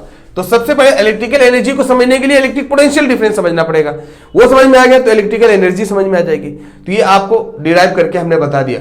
अभी आपको अगर रखना है तो देखो, आपने पढ़ा है V is equal to IR, तो बेटा I के जगह पर आप V अपॉन R भी लिख सकते हो, I की जगह पर V अपॉन R भी लिख सकते हो। देखो ना, किधर भी घुमाओगे अलग अलग फॉर्मूला बन जाएगा। I की जगह पर V अपॉन R रखोगे तो देखो ना कैसे भी रखो, W is equal to I की जगह पर V अपॉन R रख दो, तो V अपॉन R रखोगे, इसका स्क्वायर कर दोगे और R पहले से है, T पहले से है, ये बन जाएगा V square divide by R square into R into T। ये एक R कट जाएगा, ये हो जाएगा V square T divide by R। ये लो नया फॉर्मूला बन गया भाई। ये कितना फॉर्मूला है, आप चाहो तो पूरा ये बोर्ड भर दो फॉर्मूले से, सिर्फ इधर का उधर उधर का इधर घुमाते जाओ। तो V स्क्वायर अपॉन R भी आप कर सकते हो। देखो ना सामने आपके मैंने प्रूफ किया, देखो I की जगह पर V अपॉन R रख दिया, ऑटोमेटिक नया फॉर्मूला मिल गया। तो ये ज्यादातर फॉर्मूला जो इसमें से है, मैं क्या क्या बोलूं, क्या क्या इस्तेमाल होता है। देखो नंबर 1, ये नंबर 2, ये नंबर 3 और ये भी कभी कभी इस्तेमाल होता है। तो ये फॉर्मूला आपको 4 फॉर्मूले ये जो इसको याद रखना जरूरी है। अगर ये फॉर्मूले याद रहेंगे तो फॉर्मूला का काम तो खत्म हो गया बेटा। एनर्जी कोई भी हो उसकी यूनिट जूल होती है, तो उसका टेंशन कुछ नहीं लेना है। तो कोई भी इसमें से फॉर्मूला लिखा रहे उस सब की यूनिट, क्योंकि सब वर्क है, सब एनर्जी है, और सारी एनर्जी का जो यूनिट होता है वो क्या होता है, जूल। तो बेटा ये सबसे पहली बात फॉर्मूले का पूरा ले लो भाई, फॉर्मूले का एक स्क्रीनशॉट लो, और मैं फॉर्मूले को एक जगह लिखने वाला हूं, एक जगह लिखता हूं ताकि आपको, मुझे खुद आराम हो जाएगा अभी ये बताने के लिए, इलेक्ट्रिक पावर बताने के लिए कितना आसान हो जाएगा, आपको दिखाता हूं मैं, जादू हो जाएगा, जादू, जादू से बताएंगे, ठीक है। तो देखो एक जगह मैं लिखता हूं पूरा formula, W is equal to Q into V, यहां पे लिख दे रहा हूं W is equal to Q into V, और आपने जो फॉर्मूला किया W is equal to V I T, आपने फॉर्मूला पढ़ा W is equal to I square R into T, ठीक है। उसके बाद आपने फॉर्मूला पढ़ा W यानी वर्क यानी energy is equal to V square divide by R into T, ये भी पढ़ा, देखो ना सामने लास्ट वाला, ठीक है। इतना फॉर्मूला हमने पढ़ा हुआ है, इसको याद रखो, एक जगह मैंने लिख दिया, याद रखो, मैंने लिखा हुआ, मैंने अपने मकसद के लिए लिखा हुआ, कुछ वजह अभी जरूरत पड़ेगा उसका पूरा पूरा, ठीक।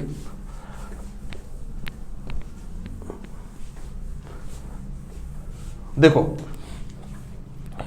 तो ये आपके पास वर्क हो गया, सबकी यूनिट, ये सबके सब, ये क्या है, इलेक्ट्रिक वर्क है, ये इलेक्ट्रिक वर्क है या एनर्जी बोलो, एक ही बात है, इलेक्ट्रिक वर्क या इलेक्ट्रिक एनर्जी सबकी एक ही बात है, ठीक है, कोई भी हो। तो इलेक्ट्रिक वर्क या इलेक्ट्रिक एनर्जी, ये चार फॉर्मूला हमने बता दिया। अब इसका यूनिट क्या होगा भाई, यूनिट ऑफ इलेक्ट्रिक एनर्जी क्या होगा भाई, जूल। सिंपल, सबसे पहली बात, कोई भी दुनिया की एनर्जी हो तो यूनिट ऑफ इलेक्ट्रिक वर्क या एनर्जी वो हमेशा क्या होगा भाई, एनर्जी जहां पे लफ्ज आ गया उसका मतलब होता है यूनिट हमेशा जूल। जूल साइंटिस्ट का नाम था इसलिए कैपिटल जे लिखते हैं, और जूल रियल में न्यूटन मीटर होता है बेटा, याद रखना, मैं आपको समझाने के लिए बता दिया, नहीं तो आप सोचो कभी न्यूटन मीटर लिखा रहे तो कंफ्यूज हो जाओ, ठीक है। जूल तो साइंटिस्ट का नाम था इसलिए कैपिटल जे लिख देते हैं। और what is work, force into displacement, आपने 9th में पढ़ा था, फोर्स इंटू डिस्प्लेसमेंट, तो फोर्स मतलब न्यूटन और डिस्प्लेसमेंट मतलब मीटर, तो न्यूटन इंटू मीटर भी बोलते हैं। कभी कभी इसकी और भी यूनिट होती है, जैसे जूल की यूनिट अर्ग भी होती है, ERG, अर्ग, मतलब ये हो गया बेटा MKS यूनिट। कौन सा यूनिट, MKS, जो जनरली इस्तेमाल किया जाता है, जिसको SI यूनिट बोलते हैं, इसको हम लोग SI यूनिट बोलते हैं, इंटरनेशनल स्टैंडर्ड यूनिट, ठीक है। और जो CGS यूनिट होती है, छोटी यूनिट, उसको हम लोग अर्ग भी बोलते हैं, 1 अर्ग। तो ये भी हम लोग पढ़ते हैं भाई कि एक जूल बराबर कितना होता है, ये भी आपको समझाने के लिए सब बता रहे, क्लियर कट याद होना चाहिए। एक जूल बराबर 10⁻7 अर्ग होता है, याद रखना, 1 जूल इज इक्वल टू 10⁻7 अर्ग। अर्ग क्या है, छोटी यूनिट है बेटा। जूल की यूनिट, कभी कभी एनर्जी की यूनिट कैलोरी भी होती है बेटा, ये भी होती है कैलोरी, तो कैलोरी भी होती है ना, तो यूनिट एनर्जी की यूनिट कैलोरी भी होती है। यहां पे कैलोरी इस्तेमाल नहीं करेंगे, लेकिन याद रखना चाहिए, आपको जानना चाहिए, ठीक है। तो कैलोरी भी होती है, तो ये भी आपको मालूम होना चाहिए, अर्ग भी होता है, ये भी मालूम होना चाहिए। तो ये इस्तेमाल ज्यादातर आपको जूल होगा, और कभी कभी किलो जूल होगा। तो जहां पे किलो लग जाए, किलो जूल, उसका मतलब, किलो का मतलब होता है 1000 बस, तो 1000 जूल। तो जहां पे किलो लग जाएगा उसका मतलब 1000 होता है, ठीक है। कभी कभी मिलियन जूल मान लो आ गया, मिलियन, तो मिलियन मतलब होता है 10 लाख, मिलियन का मतलब 10 लाख मतलब 10⁶ जूल। तो ये सब अलग अलग यूनिट हो सकती है, तो उसको देखकर आपको डरना नहीं है। मैंने एनर्जी की यूनिट अक्सर क्या रहेगा, आपको जूल या किलो जूल होगा, ये मैंने आपको क्लियर कट बता दिया। बोलो समझ में आ गया कि नहीं, ठीक है। यहां पे यूनिट ऑफ इलेक्ट्रिक एनर्जी मैंने बता दिया भाई क्या होता है। अब अलग तरीके से फॉर्मूला इस्तेमाल करके अलग चीज बना सकते हैं, उसको अलग फॉर्म में बना सकते हैं, और भी यूनिट बनाएंगे। किलोवाट आवर एक बहुत बड़ी बात है, ये जो लास्ट में बताने वाला हूं ना बेटा, ये भी यूनिट ऑफ इलेक्ट्रिक एनर्जी है। मैंने सब बताया लेकिन उसको नहीं बताया ना, कुछ वजह है, क्योंकि लास्ट में बताऊंगा यार, मुझे लास्ट में पढ़ाने के लिए क्या रह जाएगा, ठीक है। तो मैंने सब कुछ बता दिया, ये नहीं बताया। रियलिटी ये भी है कि unit of electric energy kilowatt hour भी होता है, ये किलोवाट आवर भी होता है, ठीक है। तो ये कैसे होता है सब कुछ बताएंगे, ठीक है, टेंशन ना लो यार, सब कुछ प्रूफ करेंगे। 1 किलोवाट आवर कितना जूल होता है ये भी निकालेंगे, टेंशन ना लो, ठीक है। सब कुछ क्लियर होगा, आपको सब कुछ बताएंगे, ठीक है। किलोवाट मतलब ना समझ, किलोवाट आवर, तो किलोवाट का मतलब समझता है पावर, वाट लग गया ना, लेकिन आपको समझाऊंगा डिटेल में, आने दो, अभी बताने जा रहा हूं इलेक्ट्रिक पावर, ठीक है। इलेक्ट्रिक वर्क बता दिया, इलेक्ट्रिक पावर देखो कैसे जादू से बताते हैं, मिलाओ इसको, बहुत आसान है, सिर्फ एक दूसरे से लिंक्ड है। अगर आप समझोगे पहला पार्ट तो दूसरा समझ में आया, दूसरा तो तीसरा समझ में आएगा। ऐसे देखो इलेक्ट्रिक वर्क हो गया यहां पे, अब आते हैं भाई इलेक्ट्रिकल एनर्जी, या सॉरी इलेक्ट्रिक पावर। तो इलेक्ट्रिक पावर, ठीक है, तो सबसे पहली बात व्हाट इज पावर। सबसे पहला ये जो वर्ड है पावर को पी से डिनोट करते बेटा, व्हाट इज पावर, बस सबसे बड़ा पॉइंट होता है ये चीज। जब वो समझ में आ गया तो खत्म हो गई। व्हाट इज पावर, पावर क्या होता है। देखो एनर्जी और पावर में क्या फर्क है। एनर्जी तो एक कैपेसिटी होता है काम करने की, बट पावर होता है उस काम को कितने टाइम में कर दे रहे हो। देखो आपके पास कैपेसिटी है काम करने की, लेकिन एक इंसान, दो लोग हैं, एक दोनों लोग के अंदर कैपेसिटी होती है, लेकिन एक इंसान क्या काम करता है, जल्दी से काम कर देता है। तो उस जो जल्दी से काम कर देता है उसके अंदर ज्यादा पावर है। तो कैपेसिटी काम करने का, काम करना का कैपेसिटी अगर आपके अंदर काम करने की है तो आपके पास सिर्फ समझ लो एनर्जी है। एनर्जी है तो कैपेसिटी है, लेकिन उस काम को कितना जल्दी कर सकते हो। कुछ लोग होते हैं, देखो ना, कई लोग होते हैं आपकी जिंदगी में देखते होंगे, कुछ लोग हैं जिनके अंदर कैपेसिटी है, ताकत है, सब कुछ, लेकिन काम बहुत स्लो करते हैं। कुछ लोग हैं क्या है, इनके अंदर कैपेसिटी है लेकिन काम क्या काम करते हैं, बहुत ज्यादा फास्ट करते हैं। तो जो फास्ट काम करते हैं, कम टाइम में काम करते हैं, उनके पास ज्यादा पावर होती है। तो power is nothing but rate of work. Rate of work is called power. कितना पावर है तो मतलब कितना काम कितने टाइम में कर सकता है। अगर कम टाइम में ज्यादा काम कर रहा है उसके मतलब उसके पास ज्यादा पावर है। अगर कोई इंसान है ज्यादा टाइम लगा रहा है उसके मतलब उसके पास कम पावर है। So what is power, rate of work is called power. बेटा कभी भी ये दिमाग में रखो, rate of work is called power. बस सिंपल सा बात बेटा। रेट का मतलब क्या होता है, को रेट का मतलब भाव। जो चीज टाइम से डिवाइड कर दी जाए, जो चीज टाइम पे डिपेंडेंट हो जाए, दैट इज कॉल्ड रेट।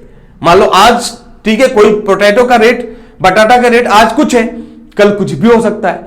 तो जो रेट से, जो टाइम से डिपेंडेंट करते हैं उनको बोलते हैं रेट। तो जो काम पावर क्या होता है, पावर जो होता है वर्क का रेट, यानी काम का रेट, काम कितना काम कितने टाइम में कर रहे हो, so that is called power. So work divide by time is called power. बस सिंपल। तो व्हाट इज इलेक्ट्रिक पावर, तो यहां पे इलेक्ट्रिक अगर लिख दूं मैं तो यहां पे हो जाएगा electric power is nothing but electric work divide by time. वो सब हो गया बेटा, ये बात क्लियर है। इलेक्ट्रिक पावर को हम लोग P से डिनोट करते हैं, मैंने बोला ही। इलेक्ट्रिक वर्क को हम लोग W से डिनोट करते हैं, तो जाने तो यार W दे दूं ना। टाइम को T से डिनोट करते हैं, तो P is equal to W/T। बेटा फॉर्मूला रेडी है कि नहीं ये बताओ। तो what is electric power, rate of work is called power, या work ratio of work to the time is called power. कोई गलत है क्या? Ratio of work to the time is called power. ठीक है, कितना काम कितने टाइम में करो दैट इज कॉल्ड पावर। या फिर बोल दोगे, ये क्या बोलोगे, it is the ratio of work to the time. What is power, it is the ratio of work to the time. बहुत सिंपल होता है, ये नहीं कि आप इसको रटो, बहुत सिंपल है, समझना है। टाइम से वर्क को डिवाइड कर दो, वो बन जाएगा पावर। बेटा यहां पे आओ, मैंने ये लिखा हुआ था सब, ये फॉर्मूला लिखा हुआ है ना, क्या काम करो, इसको टाइम से डिवाइड कर दो। तो पावर निकालने के लिए देखो, पावर निकालने के लिए पहला फॉर्मूला लिखता हूं, देखो ये पहला फॉर्मूला, यहां पे फर्स्ट सेकेंड, यही पूरा पावर बन जाएगा। फॉर्मूला आपको रटने की जरूरत नहीं है बेटा, कुछ भी नहीं, ये भी कुछ रटने की जरूरत नहीं है, सिंपल सब मिला जुला है। एक याद रखोगे, V is equal to W/T, इससे ये बना और फॉर्मूला लगाया, ये बन गया। अब इसी के अंदर से क्या काम करूंगा, टाइम से डिवाइड करता जाऊंगा, ये नया फॉर्मूला बन जाएगा। मैंने इसलिए बोला था जादू करूंगा मैं। देखो ये क्या है भाई, पावर क्या हो जाएगा, work, electric work QV divide by T। ये पहला फॉर्मूला बन गया, यहां पे देखो ना, QV डिवाइड बाई T। दूसरा आ जाएगा भाई, दूसरा फॉर्मूला, दूसरे में आ जाओ। पावर क्या होता है भाई, work divide by time. Work क्या है हमारा, VIT डिवाइड बाई T। बेटा ये बन जाएगा VI, देखो ना T कट जाएगा ना, तो ये बन जाएगा V और I। तीसरा आ जाओ फॉर्मूला, कुछ नहीं है यार, मैं बोला ना कुछ है नहीं, तीसरा आ जाओ, यही व्हाट इज पावर, वर्क, तो I square R T divide by T, time से डिवाइड कर दो इसी को, तो ये टाइम हो जाएगा आई स्क्वायर आर, ये फॉर्मूला बन गया। लो भाई, बहुत ज्यादा इस्तेमाल किया जाता है ये फॉर्मूला। चौथा, फिर से व्हाट इज पावर, तो power is nothing but work divide by time. Work कितना है भाई, V square T divide by R, और टी तो पहले से डिवाइड है, यहां से टी टी कट गया, तो ये बन गया V square divide by R. लो भाई, फॉर्मूला बन गया। क्या चाहिए आपको, डेफिनेशन मिल गया।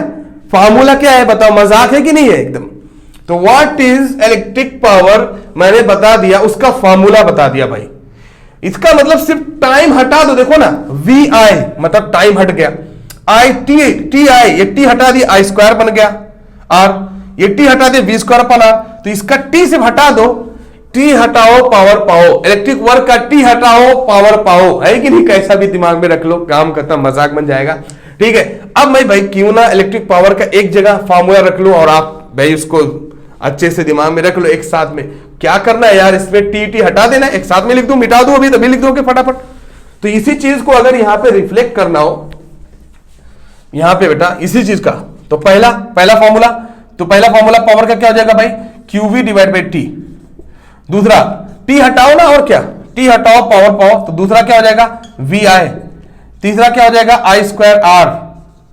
तीसरा क्या हो जाएगा भाई, पावर हो जाएगा आई स्क्वायर आर।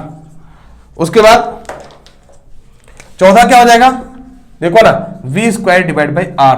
बोलना भाई, खत्म हो गया पावर का फॉर्मूला। पावर का फॉर्मूला खत्म हुआ कि नहीं बता। बहुत इंपॉर्टेंट टॉपिक है, कितना फॉर्मूला है, लेकिन फॉर्मूले को आपको रटना नहीं है यार, सब क्या है, एक दूसरे से रिलेटेड है, सिर्फ छोटी सी पॉइंट दिमाग में रखना। इसलिए मैं बोल रहा, मैथमेटिक्स क्या काम करता है, मैथमेटिक्स आपको बड़ी चीज को छोटा करके दे देता है, लेकिन आपको उसका फिजिक्स, उसका साइंस दिमाग में रखो ना, क्या है ये डेफिनेशन, तो आसानी से समझ में आ जाएगा। तो आपको समझ में आ गया इलेक्ट्रिक पावर, सब कुछ बताया, लेकिन मैंने इसकी यूनिट नहीं बताई, है कि नहीं। तो यहां पे लिखा है ना भाई, बताऊंगा यहां पे। तो अब हेडिंग डाल देंगे यूनिट ऑफ इलेक्ट्रिक पावर, मिटा दो भाई, ये एक साथ में निकल गया ना। अब यूनिट ऑफ इलेक्ट्रिक पावर बताऊंगा भाई। अब देखो, ये फॉर्मूला मिटा दूं या रहने दूं, मिटा दे रहा हूं, याद रखना, अभी पूछूंगा मैं पूरा। तो अभी what is the unit of electric power, simple है, सब जुड़ा हुआ है एक दूसरे से। देखो आपने लिखा, यहां पे लिख रहे हैं, आपने लिखा भाई कि power is nothing but work divide by time, that is nothing but electric power. Unit of work आपने ही बोला है कि जूल होता है, और टाइम की यूनिट होती है सेकेंड।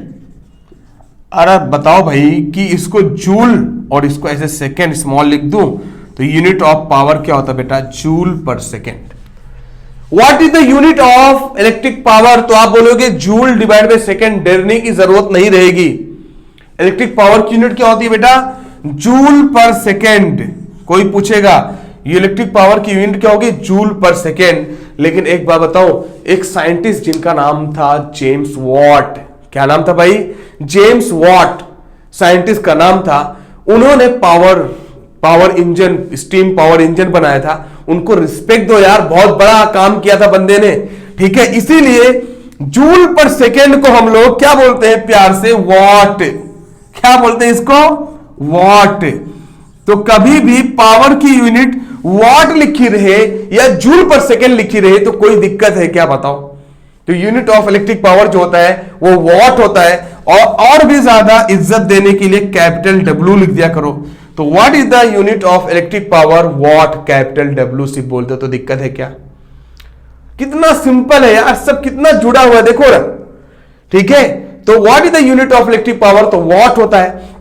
कभी कभी बेटा किलो वॉट होता है। अब मैंने बोला किलो का मतलब होता है हजार वाट हो गया।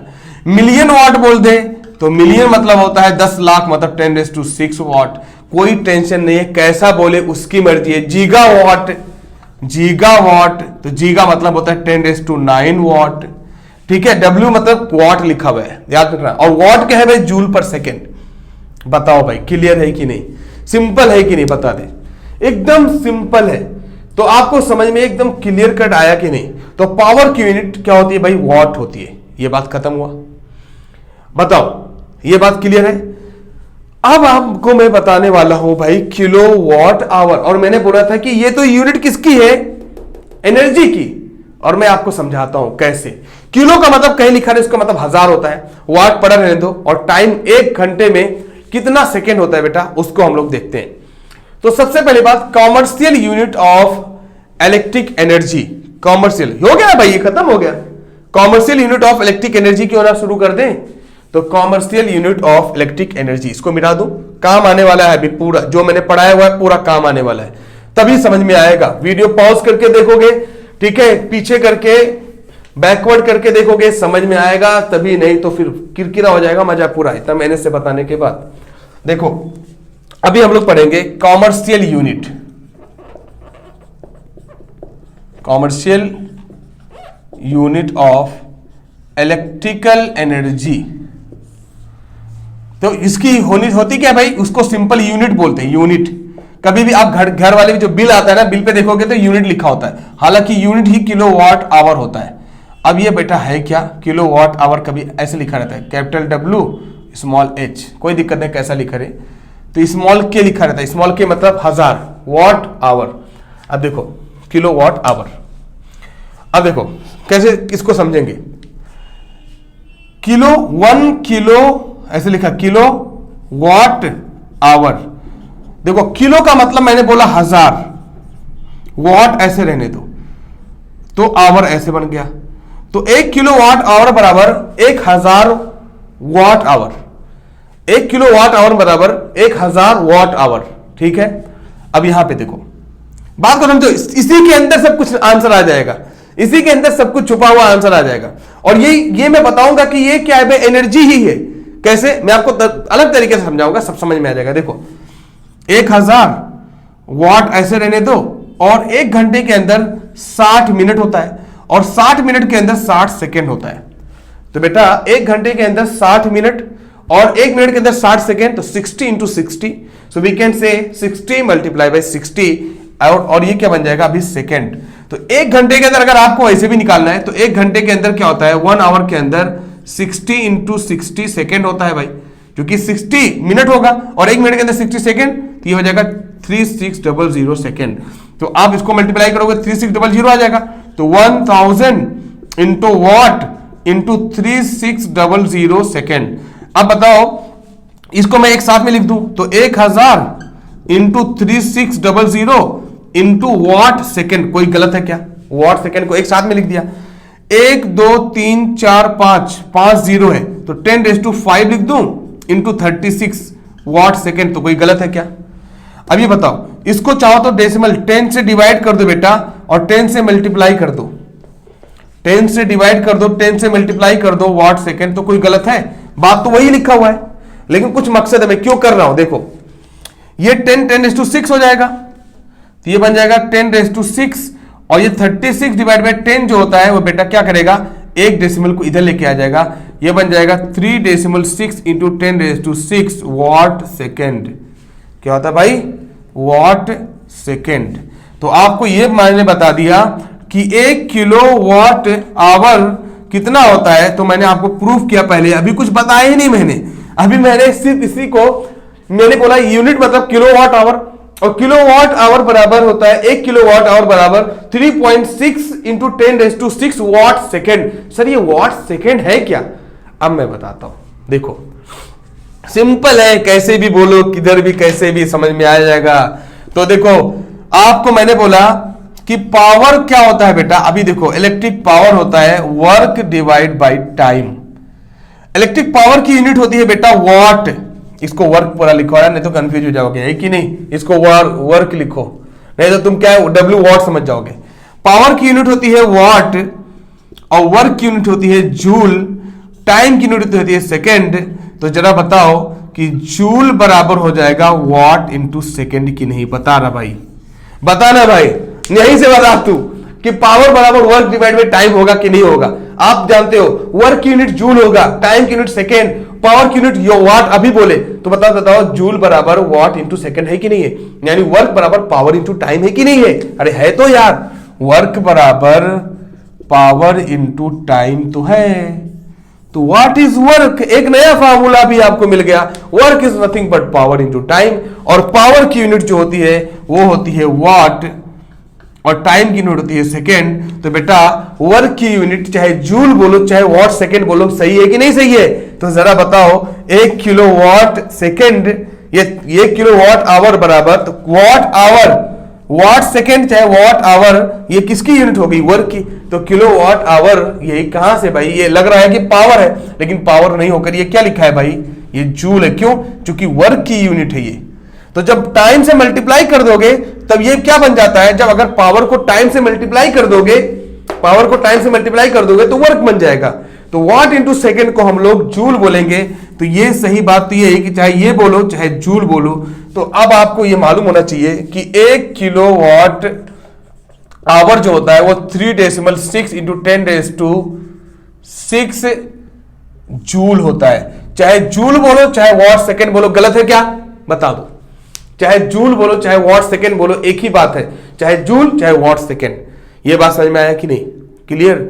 यही तो मुझे बताना था, यही तो मुझे बताना था भाई कि किलो वॉट आवर जो है ये यूनिट ऑफ एनर्जी है, और 1 किलो वॉट आवर बराबर कितना होता है? 3.6 इंटू 10⁻⁶ जूल होता है, ये मुझे बताना था।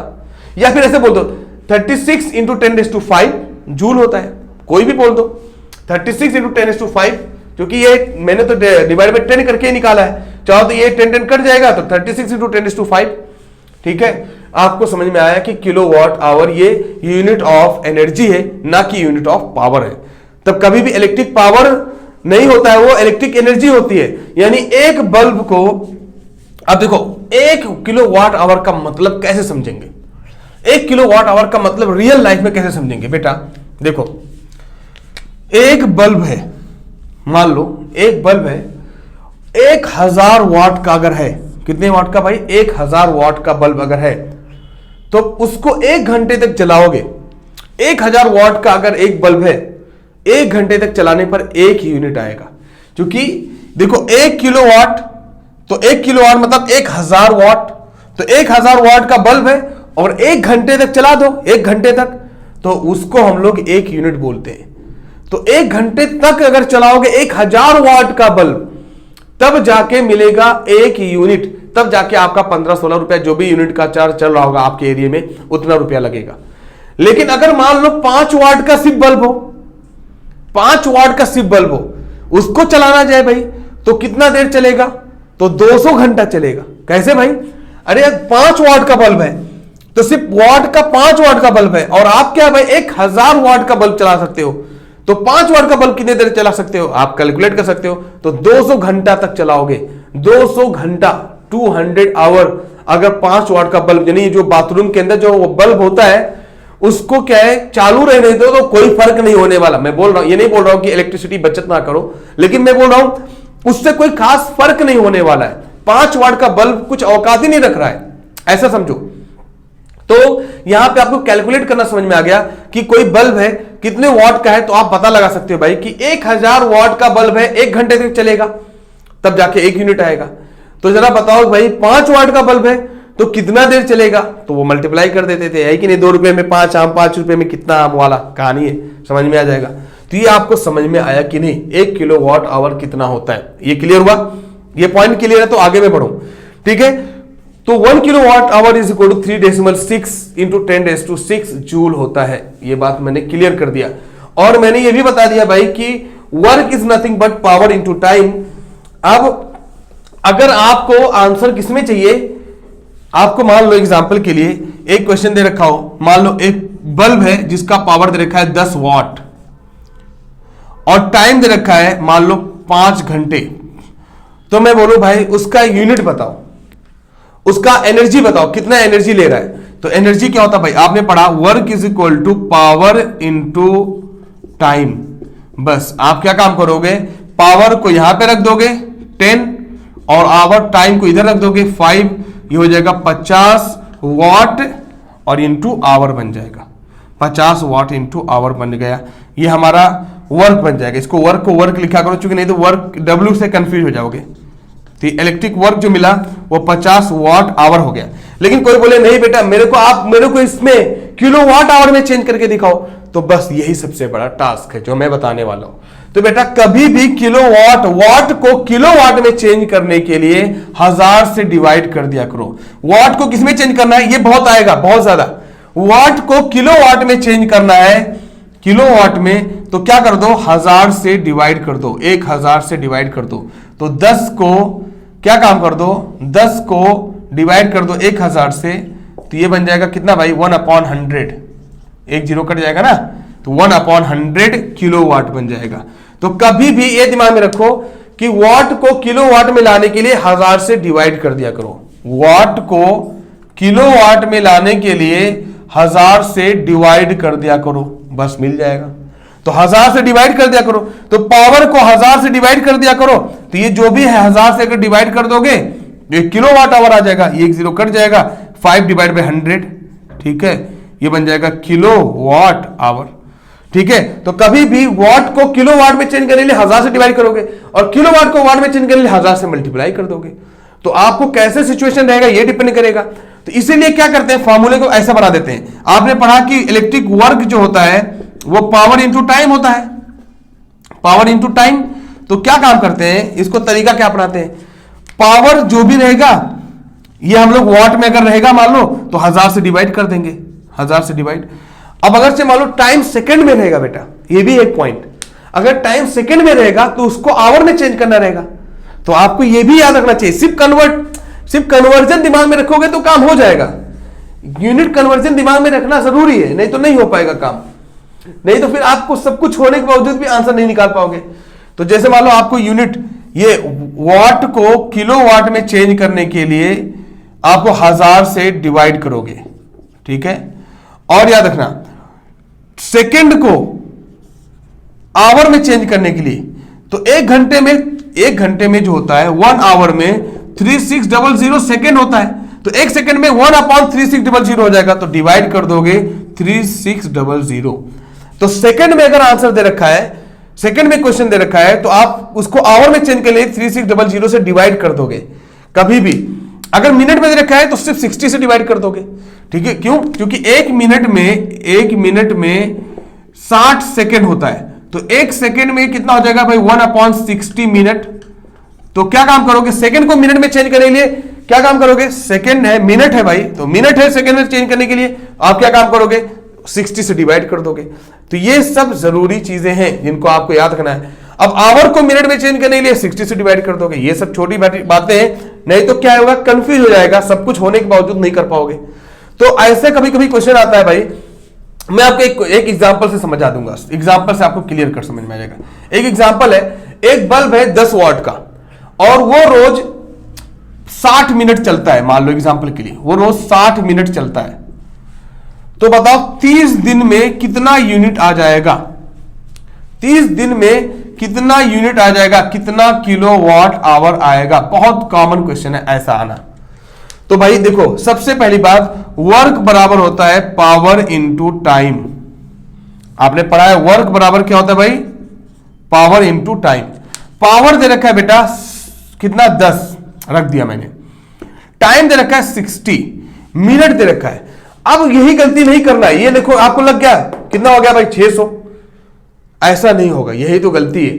आपको क्या काम करना होगा, सबसे पहले ये जो पावर वाट में दे रखा है इसको किलोवाट में बदलना रहेगा, तो 1000 से डिवाइड कर दोगे। सबसे पहले इसको 1000 से डिवाइड करोगे तब ये किलोवाट बन जाएगा बेटा। अब ये एक जीरो कट गया तो ये बन जाएगा 1/100 किलोवाट। सबसे पहला काम तो ये करोगे, किलोवाट बन गया, समझे। सबसे पहले आप वाट को किलोवाट में चेंज करोगे, नहीं तो गलत हो जाएगा, ऐसे नहीं करना है। तो सबसे पहले किलोवाट को किलोवाट में चेंज कर दिया, ठीक है भाई, एक काम तो हो गया, पावर मिल गया किलोवाट में। टाइम है, इसको आवर में चेंज करना रहेगा। तो आप जानते हो भाई एक 60 मिनट में कितना घंटा होता है, 1 घंटा। 60 मिनट में 60 मिनट में कितना घंटा होता है, तो 1 आवर चेंज कर दिया, हो गया। या 60 से डिवाइड कर देते ऑटोमेटिक, ये आवर में चेंज हो जाता। तो ये 60 मिनट बराबर 1 घंटे। अब ये टाइम किसमें मिल गया भाई, पावर मिल गया किलोवाट में 1/100, ठीक है। टाइम मिल गया किसमें, आवर में, तो 1। तो ये बन गया किलोवाट आवर, देखो बन गया ना, ये किलोवाट में था और ये आवर में था, तो किलोवाट आवर बन गया ना। तो ये हो गया 1/100 किलोवाट आवर। तो ये बन गया भाई वर्क। तो कितना वर्क हुआ? 1/100 किलोवाट आवर। तो अगर मान लो एक बल्ब चल रहा है भाई एक दिन में कितना, जस्ट 10 वाट का बल्ब है और 60 मिनट यानी 1 घंटा चल रहा है, तो कितना पावर, कितना वर्क होगा? वो किलोवाट आवर 1/100 किलोवाट आवर होगा। अब वो चल रहा है 30 दिन तक, वो 30 दिन तक चल रहा है, तो भाई कितना रुपया आ जाएगा? वैसा आता है, कितना यूनिट पहले आ जाएगा? तो 30 दिन तक चल रहा है तो एक दिन का इतना हो गया, एक दिन का 1/100 किलोवाट आवर। तो भाई 30 दिन का कितना होगा? 30 से मल्टीप्लाई कर देंगे तो फॉर 30 डेज कितना हो जाएगा भाई? 30 से मल्टीप्लाई कर देंगे, एक दिन का ये हो गया फॉर 1 डे, ये एक दिन का हो गया। एक दिन के लिए हमने निकाल दिया भाई 10 वाट का है, एक घंटा चल रहा है बस। तो हम क्या काम करेंगे, यहां पे 30 दिन के लिए निकालने के लिए 30 से मल्टीप्लाई कर देंगे तो 30/100 हो जाएगा ये किलोवाट आवर। तो ये भाई किलोवाट आवर मतलब क्या है? ये कट गया, ये 3/10 हो जाएगा किलोवाट आवर। तो 0.3 देखो ना, 10 को 3 से 0.3, तो 0.3 यूनिट आएगा। मतलब यूनिट बोलो या किलोवाट आवर बोलो। तो 30 दिन के लिए, 30 डेज के लिए, बहुत मजे की चीज है यार, आपको भी पता चल गया। 0.3 यूनिट मतलब एक यूनिट को 3 हिस्से में डिवाइड कर दो। मतलब अभी अंदाजा लगाओ, अगर एक बल्ब को रोज 10 वाट का है, अगर 1 घंटा चला रहे हो, 30 दिन तक चलाओगे, तो अगर एक यूनिट का दाम 9 रुपया है, तो देखो जस्ट 3 रुपया आएगा एक दिन का। एक अगर देखा जाए एक महीने का 3 रुपया सिर्फ आएगा। बहुत ज्यादा कम, बहुत कम आ रहा है यार। मतलब अंदाजा लगाओ ना, एक बल्ब अगर 10 वाट का है, 1 घंटे रोज चलाओ, तो एक महीने में सिर्फ 0.3 यूनिट बल्ब की वजह से आता है। यानी बल्ब की वजह से कुछ लाइट बिल नहीं आती है। देखो ना 0.3 यूनिट मतलब भाई 1 यूनिट भी नहीं हुआ। अभी 1 यूनिट का भी क्या है, समझ लो 1/3 पार्ट है कि नहीं? 1/3 पार्ट 1 यूनिट का हुआ, आधा यूनिट भी नहीं हुआ। देख लो, आधा से भी कम। तो आपको पता चला भाई कि कैसे पता चलेगा, कैसे कैलकुलेट करेंगे। अब मान लो 1 यूनिट का दाम मान लो 3 रुपया था, 9 रुपया रहता, तो 9 रुपया रहता, तो 1 यूनिट का दाम 9 रुपया है, तो पता चल जाता भाई कितना रुपया आएगा। 0.3 यूनिट का 2.7 रुपया आ जाता। 9 से मल्टीप्लाई कर 1 यूनिट का कितना दाम होता वहां पर रख देते। तो ऐसे ही निकाला जाता है कमर्शियल यूनिट, और ऐसे आपस में ये सब इंटर रिलेटेड है। बहुत मजेदार चीज है और आपको ये मालूम होना चाहिए। तो अभी हम बात करेंगे heating effect of electric current. Last video में मैंने बात किया था electric power, electric energy, unit of electric energy, commercial unit of electric energy, ये सब बात किया हुआ था। अभी हम बात करेंगे heating effect of electric current. आपने देखा होगा कि अगर आपके घर में जो फैन है कंटिन्यू चलता जाता है, तो कभी कभी क्या होता है, कॉइल जल जाता है। आपने सुना होगा भाई, कॉइल जल गया है कि नहीं, लेके जाते हो, बोलता कंटिन्यू चलने की वजह से जल गया। तो जो भी इलेक्ट्रिक अप्लायंसेज होते हैं, उनको अगर लगातार उसके अंदर करंट फ्लो करती है, तो उसके अंदर हीट जनरेट होता है, और हीट की वजह से क्या होता है भाई, वो कॉइल जल जाता है। तो आपने ये चीज देखा होगा, प्रैक्टिकली घरों में देखा होगा भाई, कि जो फैन है, फैन जब लगातार चलता है तो काफी गर्म हो जाता है। उसको टच करोगे तो काफी गर्म रहेगा। गर्म क्यों हो जाता है? फैन है, चल रहा है, तो गर्म क्यों होगा? क्योंकि करंट जब उसके अंदर लगातार जाती है तो वो हीट जनरेट करती है, क्योंकि कुछ ना कुछ रेजिस्टेंस तो होगा ही होगा ना भाई। हर एक वायर के अंदर कोई ना कोई रेजिस्टेंस तो जरूर होता है।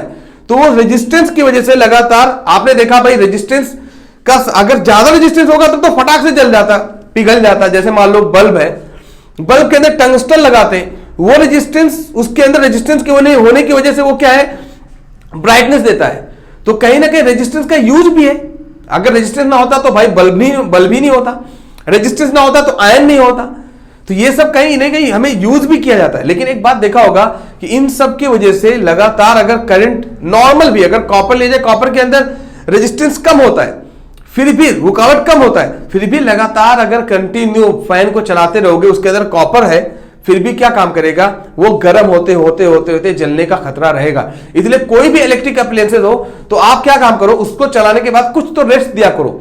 वो भी इंसान की तरह समझो कि लगातार काम करेगा तो फिर थक जाएगा। तो वैसे कोई भी इलेक्ट्रिक अप्लायंसेस हो, थोड़ा सा उसको आराम दिया करो। आराम से क्या होगा, हीट नहीं होगा। वही तो हम पढ़ने वाले भाई, heating effect of electric current. Heating मतलब भाई कि करंट के जाने की वजह से, इलेक्ट्रिसिटी जाने की वजह से वो क्या होगा, गर्म हो जाएगा। और गर्म हो जाएगा तो उसके अंदर क्या होगा भाई, कॉइल जल जाएगा और इलेक्ट्रिक अप्लायंसेस खराब हो जाएंगे। तो खराब से बचने के लिए हमें ये पढ़ना जरूरी है। अब ये जो पढ़ेंगे हम लोग, एक साइंटिस्ट थे जिनका नाम था जूल। अरे भाई जूल, वर्क एनर्जी की यूनिट क्या है? जूल। तो उन्होंने दिया एक लॉ, ठीक है, joules law of heating, law of heating. तो कहीं अगर जूल्स लॉ ऑफ हीटिंग, इसको कैपिटल एच से डिनोट करते हैं बेटा, और यही डब्ल्यू है, यही वर्क है, कोई दिक्कत नहीं, डरने की जरूरत नहीं है। तो जूल्स ने, जो जूल साइंटिस्ट थे, उन्होंने इसके बारे में क्या किया, अलग से पॉइंट आउट किया कुछ चीजें, और बोला कि अगर ज्यादा टाइम तक, अगर आप किसी बल्ब को, किसी इलेक्ट्रिक अप्लायंसेस को अगर ज्यादा टाइम तक चलाओगे, तो ज्यादा टाइम की वजह से भी उसके अंदर हीट जनरेट होगा, ज्यादा हीट जनरेट होगा। उसके अंदर अगर वोल्ट ज्यादा सप्लाई कर दोगे तब भी हीट जनरेट होगा। उसके अंदर करंट लगातार अगर ज्यादा सप्लाई करोगे तो तब भी वो हीट हो जाएगा। तो उन्होंने कुछ रूल दिया, और उन्होंने कहां से, वही जो यूनिट ऑफ जो वर्क है ना, जो वर्क का फॉर्मूला है, उसी को बाहर निकाल लिया। जैसे आपने पढ़ा था, आपको मैंने पढ़ाया हुआ था कि भाई work power is equal to, हमने ऐसा पढ़ाया था, देखो हमने ऐसे बताया था कि V is equal to W upon Q. एक बार जल्दी से रिमाइंड कर दे रहा हूं, W is equal to Q into V. देखो ना, V की जगह पर IR लिख दिया, IR लिख दिया भाई, Q की जगह पर IT लिख दिया, ठीक है, IT लिख दिया, ये बन गया I स्क्वायर RT। बस ये हमने पढ़ा था ना, नहीं पढ़ा था तो समझ लिया, अभी पढ़ा था भाई, इसको पूरा डिटेल में बताया हूं कैसे सारा चीज वर्क का। बस जूल्स ने क्या किया, यही सेम फॉर्मूला बाहर निकाला, इधर रखा, और इसको W के जगह पर H लिख दिया, और यही सेम फॉर्मूला लिख दिया I स्क्वायर RT। बस। तो भाई heating effect of electric current मतलब जूल्स लॉ ऑफ हीटिंग, और उसके लिए ये फॉर्मूला कंपलसरी है, ये लिख दिया करो। कौन सा? ये जो आप जानते हो पहले से, तो वी नो दैट, ये लिखो, और ये I square RT। So this is nothing but heat, और हीट मतलब वर्क। हीट भी क्या है? एक एनर्जी है भाई। तो हीट बोलो चाहे एनर्जी, इलेक्ट्रिकल एनर्जी बोलो चाहे इलेक्ट्रिकल हीट बोलो, सब, या heating effect of electric current बोलो, एक ही बात है। ये फॉर्मूला मिल गया। अब जूल ने क्या बोला, जूल्स लॉ ऑफ हीटिंग बता दूं, उन्होंने क्या बोला, वही है heating effect of electric current. उन्होंने बोला कि जो हीट होता है ना, जो इलेक्ट्रिक अप्लायंसेस हीट होता है ना, वो करंट के डायरेक्टली प्रोपोर्शनल होता है, स्क्वायर के डायरेक्टली प्रोपोर्शनल होता है। तो उन्होंने बोला जूल्स लॉ के अकॉर्डिंग जो इलेक्ट्रिकल जो एनर्जी होगा वो directly proportional to square of current होगा। ये पहली बात बोली, यही इधर कॉपी पेस्ट है। दूसरी बात, जूल्स ने बोला कि अगर किसी चीज का रेजिस्टेंस, देखो H directly proportional to R, अगर किसी वायर का रेजिस्टेंस ज्यादा होगा तो उसके अंदर हीट ज्यादा होगा। सही बात है यार। नाइक्रोम बल्ब ले लो, बल्ब ज्यादा गर्म होता है, ठीक है, कॉपर नहीं गर्म रहेगा, लेकिन बल्ब ज्यादा गर्म हो जाता है क्योंकि उसके अंदर रेजिस्टेंस है फिलामेंट में जो लगा हुआ टंगस्टन का, तो रेजिस्टेंस ज्यादा होगा तो ज्यादा गर्म हो जाएगा। नाइक्रोम सबसे बढ़िया जो आयन होता है, आयन, ठीक है, अगर आयन नाइक्रोम बहुत ज्यादा हाई रेजिस्टिव मटेरियल है तो उसके अंदर क्या है, रेजिस्टेंस बहुत ज्यादा होने की वजह से करंट पास ही नहीं होता है, तो और ज्यादा गर्म कर देता हो, गर्म करने की वजह से आप आयन करते हो। तो ये जूल्स ने बोला कि अगर रेजिस्टेंस ज्यादा होगा तब भी हीट ज्यादा जनरेट होगा। और उन्होंने बोला कि बेटा ये जो हीट होगा, अगर टाइम ज्यादा देर तक अगर किसी अप्लायंसेस को, इलेक्ट्रिक अप्लायंसेस को ज्यादा देर तक चलाओगे तो तब भी गर्म होगा। यानी बल्ब भी हो, बल्ब को भी बंद कर देना चाहिए कंटिन्यू, अगर आप चालू करोगे तो वो लगातार गर्म होगा, तो वो क्या हो जाएगा भाई, फिलामेंट क्या हो जाएगा, डिफ्यूज हो जाएगा, खराब हो जाएगा। क्यों? क्योंकि लगातार अगर टाइम को ज्यादा देर तक अगर किसी चीज को, इसका डायरेक्टली प्रोपोर्शनल मतलब क्या होता है बेटा, कि अगर करंट ज्यादा रहेगा तो हीट ज्यादा जनरेट करेगा, रेजिस्टेंस ज्यादा रहेगा तब भी हीट ज्यादा जनरेट करेगा। अगर टाइम ज्यादा रहेगा, ज्यादा देर तक अगर आप किसी इलेक्ट्रिक अप्लायंसेस को चलाओगे तब भी हीट ज्यादा जनरेट करेगा, ठीक है। तो इन्हीं तीनों को मिलाकर उन्होंने बोला कि heat is directly proportional to I square RT। कहां से आया, मैंने पहले इसका ओरिजिन बता दिया, कहां से इसकी पैदाइश क्या है बता दिया ना। तो यही heat is equal to I square RT, ये बात समझ में आया। तो ये कोई नया चीज नहीं बताया जूल ने, ये जो हम लोग डिराइव किए थे उसी को उठाया और उसी को डिटेल में बता दिया, ठीक है। तो इसी को बोलते हैं जूल्स लॉ ऑफ हीटिंग। तो कोई बोले व्हाट इज जूल्स लॉ, तो जूल्स लॉ क्या बोलता है, heat is directly proportional to square of current, heat is directly proportional to resistance, heat is directly proportional to time. बस हो गया, इन दोनों को मिल गया ये चीज, ठीक है, अब इसका एप्लीकेशन कहां है भाई? एप्लीकेशन तो आपको मैंने एग्जांपल में ही समझा दिया कि इसका एप्लीकेशन क्या है। सबसे पहली बात रेजिस्टेंस का एप्लीकेशन में बताऊं, जो आप हमेशा देखते हो, बल्ब के अंदर रेजिस्टेंस ज्यादा होने की वजह से क्या होता है भाई, वो लाल हो जाता है, लाल की वजह से ग्लो करने लगता है, ब्राइटनेस होता है। दूसरा नाइक्रोम क्या है? सबसे बढ़िया एग्जांपल है भाई, जो जिससे हम लोग आयन करते हैं, तो आयन के अंदर नाइक्रोम लगा रहता है, नाइक्रोम की प्लेट लगी होती है, उसके अंदर करंट पास होता है लेकिन जा ही नहीं पाता, रुकावट होती है लगातार, और उसकी वजह से वो गर्म हो जाता है। तो जब रुकावट होगा करंट के अंदर तो गर्म हो जाएगा। इसका आपको समझ में आ गया, ठीक है, इलेक्ट्रिक बल्ब इसका समझ में आ गया। टाइम, अरे भाई कोई भी इलेक्ट्रिक अप्लायंसेस आपके घरों में सबसे ज्यादा आसान है फैन ही देख लो। अरे यार मोबाइल देख लो ना, इलेक्ट्रॉनिक डिवाइस ले लो, मोबाइल ज्यादा देर तक यूज करो तो क्या हो जाता है, गर्म हो जाता है। लैपटॉप ले लो, ज्यादा देर तक गर्म इस्तेमाल करोगे तो वो गर्म हो जाता है। क्यों गर्म हो जाता है? क्योंकि करंट लगातार अगर जाएगी और लगातार अगर उसके अंदर ज्यादा टाइम तक अगर किसी इलेक्ट्रिक अप्लायंस को इस्तेमाल करोगे तो ज्यादा टाइम होने की वजह से वो क्या हो जाएगा, ज्यादा गर्म हो जाएगा, हीट ज्यादा जनरेट हो जाएगी। ये बात क्लियर हो गया। करंट की बात करो, देखो कभी कभी क्या होता है, नॉर्मली हम लोग घरों में देखते हैं बहुत ज्यादा तेजी से कभी कभी ज्यादा वोल्ट आ जाता है तो ज्यादा करंट आ जाती है, फ्यूज फोन उठ जाता है। या फिर आप देखते होंगे कि अगर बहुत बड़ा आपने क्या किया, नॉर्मली एमसीबी देखो गिर जाता है, जैसे आप अचानक जो है कोई दो सर्किट को शॉर्ट कर दे तो अचानक क्या होता है, एमसीबी गिर जाता है या फ्यूज उड़ जाती है। तो ये जो फ्यूज है ना, ये उड़ जाती है। ये ट्रांसफार्मर में देखते होंगे, अक्सर ट्रांसफार्मर में लगता है कि ट्रांसफार्मर जल रहा है, लेकिन ट्रांसफार्मर नहीं जलता है। ट्रांसफार्मर में एक पतला सा क्या काम करते हैं, एक वायर जोड़े होते हैं। जब लोड बहुत ज्यादा हो जाता है तो लोड ज्यादा होने की वजह से यहां पे करंट बहुत तेजी से भागने लगती है। करंट ज्यादा होने की वजह से वो हीट होकर पिघल जाता है, जिससे क्या होता है, ट्रांसफार्मर नहीं खराब होने के बजाय सिर्फ एक छोटा सा वायर खराब हो जाता है। घरों में यही सेम इस्तेमाल किया जाता है। घरों में एमसीबी या पहले फ्यूज होता था, फ्यूज उड़ जाती थी, फ्यूज में एक पतला सा वायर लेते थे। तो जैसे मान लो आप क्या है, आपके घरों में मान लो पूरा बल्ब एसी सब चल रहा है, अचानक जैसे आप आयन लगाते थे, आयन लगाए फ्यूज उड़ जाती थी या एमसीबी गिर जाता था। क्यों ऐसा होता था? क्योंकि जो फ्यूज होता था वो क्या, ज्यादा लोड देने पर उसके अंदर करंट ज्यादा होने की वजह से हीट होकर वो पिघल जाता था। इससे फायदा क्या होता था, और घरों का कोई वायरिंग खराब नहीं होता था, सिर्फ एक फ्यूज खराब हो जाती थी। फ्यूज में वो भी एक वायर पतला सा होता, वो खराब हो जाता था। तो ये सब चीजें हैं जो हमें समझना चाहिए भाई, कि heating effect of electric current, यानी हीट का करंट से क्या लेना देना है भाई। हीट, जाहिर सी बात है, करंट ज्यादा होगा तब भी हीट होगा, रेजिस्टेंस ज्यादा होगा तब भी हीट होगा, ज्यादा टाइम तक चलाओगे तब भी हीट जनरेट होगा। तो ये था जूल्स लॉ ऑफ हीटिंग, और इसके एप्लीकेशन आप सर्च कर लेना, ठीक है भाई। आयन ले जाए, बल्ब लिया जाए, फ्यूज लिया जाए, ये सब, फैन को आप देखते होगे जो प्रैक्टिकली, मोबाइल को देखते होगे, कोई भी इलेक्ट्रिक अप्लायंसेस को अगर ज्यादा देर तक इस्तेमाल करते हो तो वो गर्म हो जाता है। तो इसी को हम लोग बोलते हैं heating effect of electric current. ऐसे chemical effect of electric current बढ़ेंगे, magnetic effect of electric current पढ़ेंगे, ठीक है। इलेक्ट्रिक करंट से मैग्नेट का क्या रिलेशन होता है, केमिकल का क्या इफेक्ट होता है, ये सब अलग अलग टॉपिक है, लेकिन हम लोग पढ़ेंगे कौन सा भाई, पढ़ लिए heating effect of electric current, ठीक है। इसको जूल जो साइंटिस्ट थे उन्होंने इसको बताया था, और मैंने आपको एकदम क्लियर कट बता ही दिया।